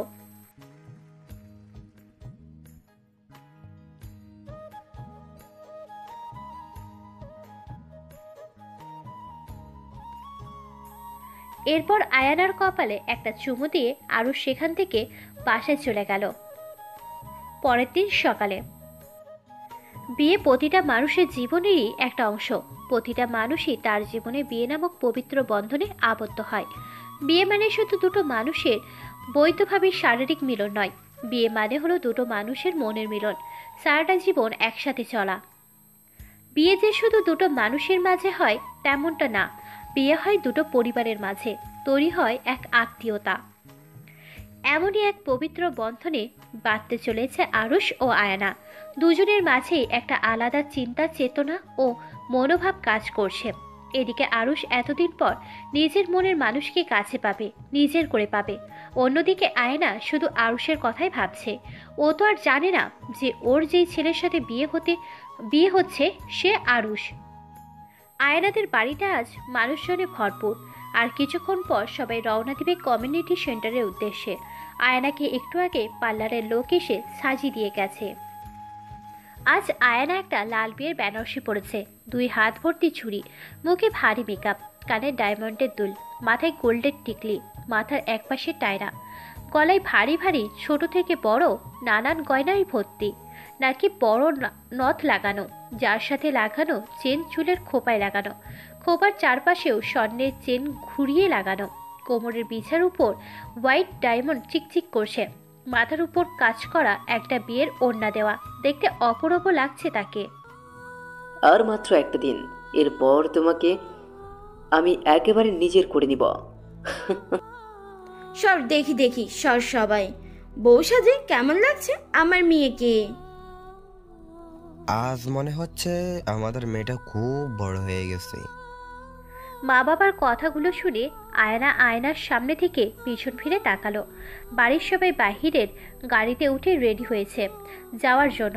মা বাবা আয়নাকে নিতে এসেছে। মাকে দেখে যেন চোখের পানি আটকাতে পারছে না আয়না। সত্যি মেয়ে মানুষ চোখের পলকে বড় হয়ে যায়। এই তো 2 দিন আগেও আমার কোলে করে ঘুরতো, আর আজ তার বিয়ে। বাবা। সবাই চোখের পানি ফেলছে। কি যে শুরু করলে তোমরা, শুধু আজকের দিনেও মেয়েটাকে কাঁদাচ্ছ। বাবা, আমি তোমাদের ছাড়া কিভাবে থাকবো মা? আমি পারবো না। পারবি মা, পারবি। তোর তো এই বাসায় শ্বশুর শাশুড়ির কোনো ঝামেলা নেই, তোর স্বামী তোকে খুব ভালোবাসবে। ব্যাস, অনেক হয়েছে। সে কখন থেকে দাঁড়িয়ে সবার কান্না দেখছি। চল, বিয়েটাও তো হতে হবে নাকি? আয়নার ভালোবাসার কথা শুনতেই আরুষের কথা মনে হলো। এখনো আরুষ আসেনি। তারপর সুপ্তি আয়নাকে নিয়ে বিয়ের গাড়িতে উঠল। সবাই রওনা দিল কমিউনিটি সেন্টারের উদ্দেশ্যে। কমিউনিটি সেন্টারে পুরো কমিউনিটি সেন্টার খুব সুন্দর করে সাজানো, গোলাপের মাঝে বেলি দিয়ে এক অপরূপ সৌন্দর্য ছেয়ে গেছে পুরো জায়গাটা। ওদিকে মাহি ও অন্য কাজিনরা আগেই এসে পড়েছিল এখানে। গেট ধরতে হবে তো, শালিদের তো এই দিন পকেট ফুল হবে। আয়নাকে গাড়ি থেকে নামানো হলো। পাশে আয়না দেখতে পেল আরুসদের গাড়ি খুব সুন্দর করে ফুল দিয়ে সাজানো। এই গাড়িতে করে আর কিছুক্ষণ পর আয়না চলে যাবে অজানা কোনো এক বাড়িতে। আয়ানাকে ভিতরে নেওয়া হলো, ওকে কোণের স্টেজে নিয়ে যাওয়া হলো। আরুষ এখানে নেই, ছেলেপক্ষের সবাই অন্য কক্ষে। আজ আরুষকে খুব ভালো লাগছে। আয়নার সব কাজিনরা তো আরুষকে দেখেই শেষ। এত কিউট একটা ছেলে কিভাবে হয়? আজ আরুষ লাল পাঞ্জাবি পরেছে, তার উপর গোল্ড কালারের শেরওয়ানি, মাথায় পাগড়ি, হাতে দামি লাক্সারির ঘড়ি, পায়ে বড়ের জুতো। ভাগ্যিস এত কিউট ছেলে আমার সামনে আসে নাই, নয়তো আমি বিয়ে করতাম। হাই মেরিজান, তোর সেই লাগছে আরশু। দুলা ভাই, আজ তো আয়ু আপনার উপর ক্রাশ খেয়ে যাবে। সে যাই হোক, তুমি আমাকে ফকির করে দিলে, তার কি হবে? আমরা যে আমাদের মেয়ে দিয়ে দিচ্ছি, সেই হিসেবে ওই এইটুকু টাকা খরচ করলে কিচ্ছু হবে না। একটু নাকি অনেক? দুবার টাকা নেওয়া হয়ে গেল, গেইটে আবার জুতো চুরি করলাম, এটা একটু। এখনো তো বাসর ঘরের টাকা বাকি। মানে আপনার ওই রাজপ্রাসাদে তো আপনি আর আপনার বউ ছাড়া কেউ নেই যে বাসর ঘরের টাকা নেবে, সেটাও আমিই নেব। আর আমি? আপনি বালু বেচে মুড়ি খান। এই কথা বলে মাহি হাসতে হাসতে আরুষের কাছে চলে আসিল আয়নার স্টেজের দিকে। দোস্ত, মুই আয়া পড়ছি। তো কেমন লাগলো দুলাভাইকে? কত টাকা দিল? যত চেয়েছি ততই দিয়েছে। মানতে হবে আয়ু খুব ভাগ্য করে এমন একটা বর পেয়েছে, যেমন ব্যবহার তেমন ভালো, আর একটুও কিপটা না। যাই হোক, তবে একটা ভালো ছেলের সাথে বিয়ে দিতে পেরেছি মেয়েকে। এরই মাঝে সেখানে কাজী চলে আসলো। কাজী আয়নাকে বিয়ে পড়াতে লাগলো। বরের নাম কাজী কি বলল সেদিকে একটুও খেয়াল নেই তার। সে শুধু আরুষের কথা ভেবে কাঁদছে, তার উপর মা বাবাকে ছেড়ে যাওয়ার যন্ত্রণা। কাজী আয়নাকে কবুল বলতে বলে, কিছুতেই আয়না কবুল বলছিল না। শেষে অনেক জোড়াজুড়ির পর আয়না কবুল বলে ফেলে। ওদিকে আরুষকে কাজী কবুল বলতে বলার দেরি নেই, সে চিল্লিয়ে কবুল বলে দিল, তাও একসাথে 3 বার, যা দেখে সবাই হাসতে লাগলো। এবার বিদায়ের পালা।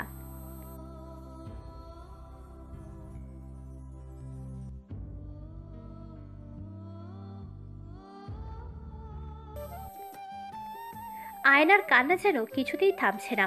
আয়নার মা বাবাও ওকে জড়িয়ে ধরে কাঁদছে। আরুষ ওর মুখে রুমাল দিয়ে রেখেছে যেন আয়না না দেখতে পায়। আরুষেরও খারাপ লাগছে। যত কাদার আজ কেঁদে নাও জান পাখি, এরপর কোনো দিন তোমায় কাঁদতে দিব না। অনেক কান্নাকাটির পর আয়নাকে গাড়িতে তোলা হলো। গাড়ি আরুষদের বাড়ির দিকে রওনা দিল। অনেক সময় পর গাড়ি গিয়ে একটা সুন্দর বাড়ির সামনে থামলো। ভিতরের সকল কাজের লোকরা সিরিয়ালে দাঁড়িয়ে আছে, সবার হাতে ফুল। আরুষ এখনো মুখ থেকে রুমাল সরায়নি, আর আয়না তো নিচের দিকে তাকিয়ে কাঁদতে লাগলো।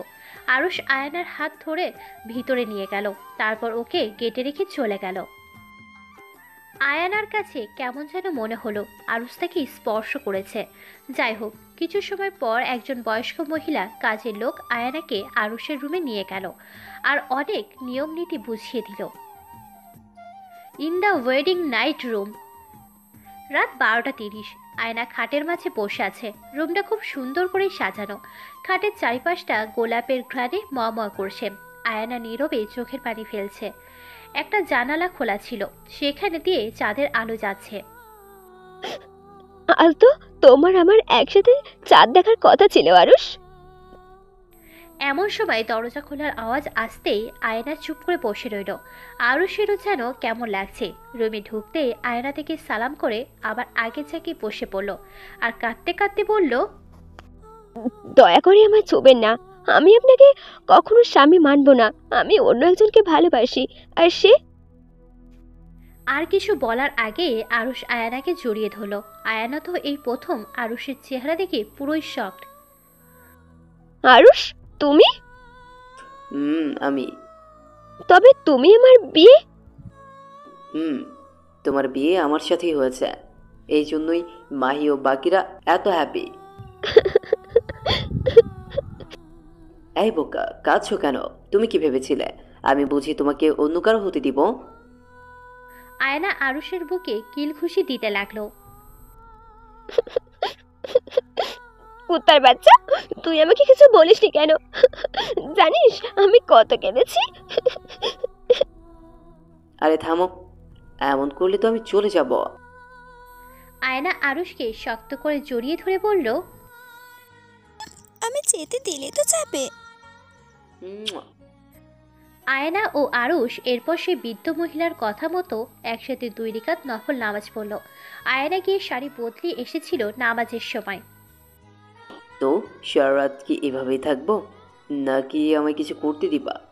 এতদিন পর তুমি নিজের করে পেয়েছে। আয়না তো আরুষের কথা শুনে লজ্জায় শেষ। আয়না পিছোতে লাগলো, আর আরুষ নিজের সারওয়ানিটা খুলে আয়নার কাছে একটু একটু করে আসতে লাগলো।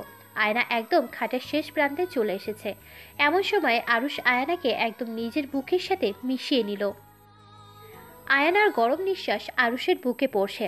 আরুষ আয়নার কানের দুলগুলো খুলে ফেলল, আস্তে আস্তে সব গয়না খুলে ফেলল। কোমরে হাত দিতেই আয়না হালকা কেঁপে উঠল। আরুষ বিছেটাও খুলে ফেলল, এরপর একটা টান দিয়ে আঁচলটা নিচে ফেলে দিল।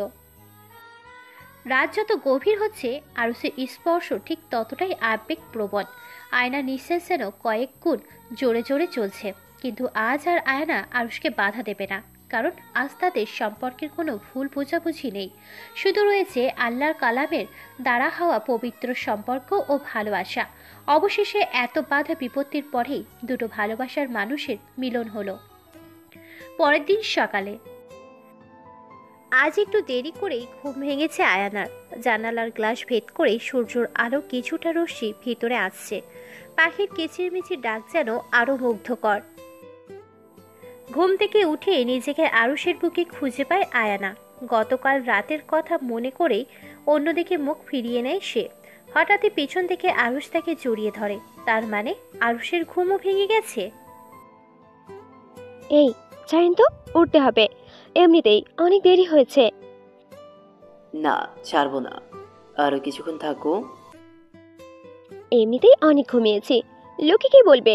নতুন বউ এত ঘুমাতে হয় না। প্রথমত তুমি এইবার রানী ও আমার জান পাখি, তোমায় কেউ কিচ্ছু বলবে না। তবুও ধুর, তোমার কি শাশুড়ির ননদ আছে নাকি যে তোমাকে খোটাবে? আমি গোসল করব, ছাড়ো। ও আচ্ছা, আগে বলবা না। আর তুমি আমাকে একবার তুমি একবার আপনি রাখা বন্ধ করো। ওকে, ছাড়েন। চলো। আরে আমাকে কোলে কেন নিয়েছেন? একসাথে গোসল করবো তাই। না, আমি একাই করব। না না, তা হবে না।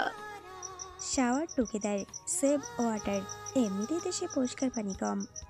কিন্তু কে শোনে কার কথা? শেষে আরুষ জোর করে ওকে নিয়ে একসাথে চলে গেল গোসল করতে। বেরিয়ে আরুষ দেখে আয়না শাড়ি পেঁচিয়ে বসে আছে। এভাবে শাড়ি কেন পরছো? শাড়ি পরতে পারি না, তাই। দাও, আমি পরিয়ে দিই। আপনি তো ভালো করে শাড়ি কি করে পরালেন? কেন? বিয়ের আগে কাউকে পেয়েছেন নাকি? আরে না, আসলে আমি একজন ফ্যাশন ডিজাইনার, তার উপর অনেক সময় আমি নিজেই মূর্তিকে শাড়ি পরাই। ও আচ্ছা, এখন চলেন, খাবো। তারপর ওরা নিচে চলে গেল নাস্তা করতে। গিয়ে দেখে সবাই সব রেডি করে রেখেছে। সেখানে গিয়ে আরুষ জেদ ধরে বসে, তাকে খাইয়ে দিতে হবে। তারপর দুজনে খাওয়া শেষ করে বাড়ির চারপাশে ঘুরে দেখতে লাগলো। আরুষের বাড়িটা খুব সুন্দর। বাড়ির চারপাশে গোলাপ ও বেলি ফুল দিয়ে সাজানো। এখনো যে বিয়ের অনুষ্ঠান শেষ হয়নি। বাড়ির বাইরে একটা গেস্ট হাউস আছে, তার পাশেই বড় একটা সুইমিং পুল। বাড়ির পিছে একটা ছোট্ট বাগান। চলো, তোমার হাত দুটো দেখি। এই নাও। এইটা কি করলেন? এই নাও, এই হাতের বালা দুটি আমার মায়ের। তার শেষ ইচ্ছে ছিল তার বৌমাকে এগুলো দেওয়া। আমার জন্য সে তো সবচেয়ে বড় গিফট অনেক আগেই রেখে গেছে, সেটা হলো তুমি। এই বালা দুটিকে তোমার বাসরাতের গিফট হিসেবেও ধরতে পারো। থ্যাঙ্কস। তারপর ওরা আর কিছু সময় গল্প করে চলে আসলো রুমে। দুপুরবেলা। আর কিছুক্ষণ পর ওরা গাড়ি করে বৌভাতের জন্য রওনা দেবে। আরুষ ওদের সাথে বাড়ির বয়স্ক মহিলাকেও নিতে চাইল। সে তখন থেকে কাজ করে যখন আরুষের মা বেঁচে ছিল। আয়না, রেডি হয়েছ? এই তো হয়ে গেছে। শোনো, আমাদের সাথে খালাও যাবে। কোন খালা? ওই যে তোমাকে রাতে আমার রুমে নিয়ে এসেছিল। ও আচ্ছা, সমস্যা নেই। তারপর ওরা রিসেপশনের জায়গায় রওনা দিল। আয়ানা তো খুব হ্যাপি নিজের বাসায় যাবে বলে। আজ যে ফিরার নাই ওরই। আজ আয়ানা একটা নেভি ব্লু কালারের গাউন পরেছে, কানে বড় বড় ইয়াররিং, মাথার একপাশে টায়রা, হাতে ব্রেসলেট, চুলগুলো খোপা করা। একদম একদিনেই বিজনেসম্যানের ওয়াইফ হয়ে গেছে। আরুষ পরেছে সাদা শার্ট, তার উপরে নেভি ব্লু কালারের ব্লেজার, কালো প্যান্ট, হাতে ঘড়ি, পায়ে সাদা শু, চুলগুলো একপাশে স্লাইড করা। একদম পারফেক্ট কাপল লাগছে দুজনকে। রিসেপশনের মধ্যে খুব সুন্দর করে জায়গাটা সাজানো হয়েছে। আরুষ ও আয়ানা একসাথে ঢুকতেই সবাই জোরে হাততালি দিয়ে উঠল। আয়নার মা তো মেয়েকে এত হ্যাপি দেখে খুশিতে শেষ। তখনই মাইকে মেঘ বলে উঠল, লেডিস অ্যান্ড জেন্টেলম্যান, অবশেষে বর কনে চলে এসেছি। সবাই তাদের নতুন জীবনের জন্য শুভেচ্ছা জানান ও পার্টি এনজয় করুন। তখন সবাই হাততালি দিয়ে উঠল। আর সাংবাদিকরা তো ওদের ছবি তুলতে তুলতে প্রশ্ন করতে করতে বিরক্ত করে ফেলেছে। শেষে মাহি ও মেঘ এসে সকলকে সরালো। হায় আল্লাহ, আর কিছুক্ষণ সময় হলে আমি মরে যেতাম। এই জন্য সেলিব্রিটিকে বিয়ে করতে নেই। আহা, বেচারার দোষ কি? বাপ্পারে, এরা সাংবাদিক নাকি অন্য কিছু? একদম জান বের করে দেয়। বাবা দাদা 14 গোষ্ঠী সবার তথ্য নেওয়া শুরু করেছে। যাই হোক, পার্টিটা কিন্তু সেই হয়েছে। তারপর ওরা সবাই খুব ভালোভাবে পার্টি এনজয় করলো। পার্টির শেষে বাসার সবার সাথে আয়ানা ও আরুষ। আয়ানার বাসায় আসতেই আরুষকে সবাই জামাই আদর দেওয়া শুরু হলো। যাই হোক, সারাদিন কেটে গেল, রাত হয়েছে। এখন মা আয়ানাকে ভালো করে এটা ওটা বুঝিয়ে দিল। আয়ানা অবশ্য এক কান দিয়ে ঢুকিয়েছে আর অন্য কান দিয়ে বের করেছে, কারণ আয়ানার বাসার কেউ তো আর জানে না যে আরুষকে আয়ানা বিয়ের আগেও চিনত। রাত 12:47। আরুষ খুব কষ্টে সব শালিদের টাকা পয়সার শব্দে বিদায় করেছে। আয়ানার কাজিনরা তো তবুও আরুষকে ছাড়ছিল না। যাই হোক, অবশেষে আরুষ ভিতরে ঢুকলো, কিন্তু ঢুকতে না ঢুকতেই আরুষ খেলো একটা উস্টা। আয়না ইচ্ছে মতো চকলেট খেয়ে তার খোসা পুরো রুমে ছড়িয়ে রেখেছে। তাতেই পা পড়ে আরুষের এই অসহায় অবস্থা হয়েছে। যাই হোক, আরুষ তো রেগে ফায়ার, ভাবছে আয়নাকে মেরে ভূত বানিয়ে দেবে। আয়নার কাছে গিয়ে দেখে আয়নার সব শাড়ি গহনা খুলে একটা গেঞ্জি ও স্কার্ট পরে ঘুমিয়ে আছে। একদম 10 বছরের বাচ্চাদের মতো লাগছে। এমন ইনোসেন্ট চেহারা দেখে আরুষের সব রাগ পানি হয়ে গেল। আরুষ আর কিছু না বলে আয়নাকে বুকে জড়িয়ে ঘুমিয়ে যায়। পরের দিন সকালে ঘুম ভেঙে আরুষ আয়নার হাসি মাখা মুখটা দেখে। আয়নাও মিটি মিটি করে চোখ মেলেছে। আজকে দিনটা খুব ভালো যাবে। কেন?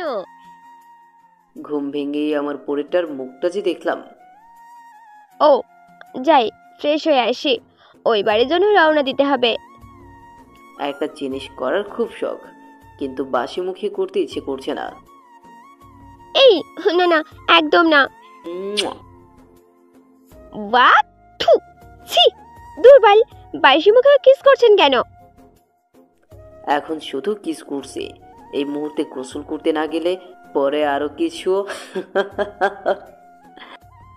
হয়েছে, যাচ্ছি, যত সব। আয়না ফ্রেশ হতে চলে গেল। আরুষ আয়নার রুমটা ভালো করে দেখছে। এর আগেও তো কতবার এই রুমে এসেছে সে, কিন্তু প্রতিবারই লুকিয়ে। আর আল্লাহর ইচ্ছেই আজ সে সসম্মানে এসেছে আয়নার জামাই হয়ে। এরই মাঝে আয়না গোসল শেষ করে বাইরে আসলো। ব্লাউজ পেটিকোটের উপর কোনো মতে শাড়ি পেঁচিয়ে চুল দিয়ে টপ টপ করে পানি পড়ছে। আয়নার সামনে দাঁড়িয়ে চুল ঝাড়ছে আয়না। এমন সময় আরুষ পিছন থেকে জড়িয়ে ধরে পিঠে মুখ গুঁজে নেয়। এইভাবে সামনে এসো না প্লিজ, আমি পাগল হয়ে যাব। এইসব ন্যাকামি আর 1-2 বছর পর আমাকে ভালো লাগবে না, তখন অন্য মেয়েদেরকে ভালো লাগবে। একদম পিটাবো আর এসব বললে। আমার কাছে তুমি সব, আর আমি সারা জীবন তোমার সাইকো লাভার হয়ে থাকবো। আমার যদি কোনো কিছু হয়ে যায় তবে? আমিও মরে যাব। আয়নাকে আরুষ আর কিছু বলতে না দিয়ে শক্ত করে ওকে জড়িয়ে ধরলো আর কপালে একটা খুব আবেগ নিয়ে চুমু দিল। তারপর কিছু সময় দুজনের মাঝে নীরবতা ছিল। পরেই তারা স্বাভাবিক হয়ে বাহিরে আসে। After 3 years. সত্যি এই 3টি বছরে আরুষ কখনো আয়নাকে কাঁদতে দেয়নি, ভালোবাসা কোনো কমতি রাখেনি। আজ আরুষের মনটা ভীষণ ছটফট করছে। ওটির সামনে দাঁড়িয়ে বারবার আল্লাহকে স্মরণ করছে আরুষ। মেঘ, মাহি ওরাও ওকে সান্ত্বনা দিচ্ছে। এখন মেঘ আর মাহিও হাজব্যান্ড ওয়াইফ, কিন্তু আরুষের মনে শান্তি নেই। ভিতরে তার বউ ও বাচ্চা মৃত্যুর সাথে লড়াই করছে। আয়না যে প্রেগনেন্ট, আজ তার ডেলিভারি। আরুষের বারবার ভিতরে যাওয়ার আগে আয়নার বলার কথা মনে পড়ছে। কেতো না চাঁদ পাখি, এখনই তোমাকে ডক্টরে নিয়ে যাবে, আর তুমি আর আমাদের সন্তান সুস্থভাবে বের হবে। চুপ। আরুষ, আমার খুব কষ্ট হচ্ছে, আমি মনে হয় বাঁচবো না। একদম চুপ। এই তো আর কিছুক্ষণ, তারপর সব ঠিক হয়ে যাবে, দেখো। আবার কিছু হয়ে গেলে তুমি প্লিজ ভালো থেকো। কিচ্ছু হবে না তোমার, সব ঠিক হয়ে যাবে, ভরসা রাখো। হঠাৎই বাচ্চার কান্নার আওয়াজে আরুষের হুঁশ আসে। দেখে নার্স একটা মেয়ে নিয়ে ওটির সামনে দাঁড়িয়ে আছে। কংগ্রেচুলেশন, আপনাদের একটা ফুটফুটে মেয়ে হয়েছে। আরুষ যেন মন ভরে মেয়েকে দেখছে, কোলে নিয়ে অপলক দৃষ্টিতে তাকিয়ে আছে। এই সন্তানের মুখের দিকে তাকিয়ে যেন সারা জীবন ভালো থাকা যায়। আয়নার কথা মনে আসতেই আরুষ তাদের মেয়েকে মাহির কোলে দিয়ে নার্সকে ধাক্কা মেরে চলে যায় ভিতরে। আয়না। আরুষ। দুজন দুজনের দিকে তাকিয়ে আছে। আয়নাকে সুস্থ দেখে যেন আরুষের দেহে প্রাণ ফিরে আসলো। আয়না তার মেয়েকে দেখার জন্য অপেক্ষা করছে। এই নে তোর রাজকন্যা। আমার মেয়ে? আমাদের আয়ুষী। এরপর আরো কিছুদিন কেটে যায়। এক রাতে আয়না ও আরুষ মিলে কিছুতেই আরুষীর কান্না থামাতে পারছিল না। শেষে আয়নার মুখে গান শুনে আয়ুষী থামে।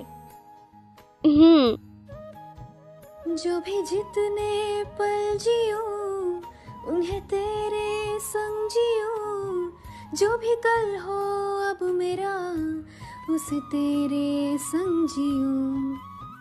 এইভাবেই কাটতে থাকে তাদের সময়। সত্যি আজকের দিনে খুবই কম মানুষ তাদের প্রথম ভালোবাসাকে নিয়ে সুখে থাকতে পারে। সত্যিকারের ভালোবাসা কখনো শেষ হয় না, যে কোনো পরিস্থিতিতে আবারও এক হয়ে যায়। বেঁচে থাকুক আরুষ ও আয়নার অফুরন্ত ভালোবাসা।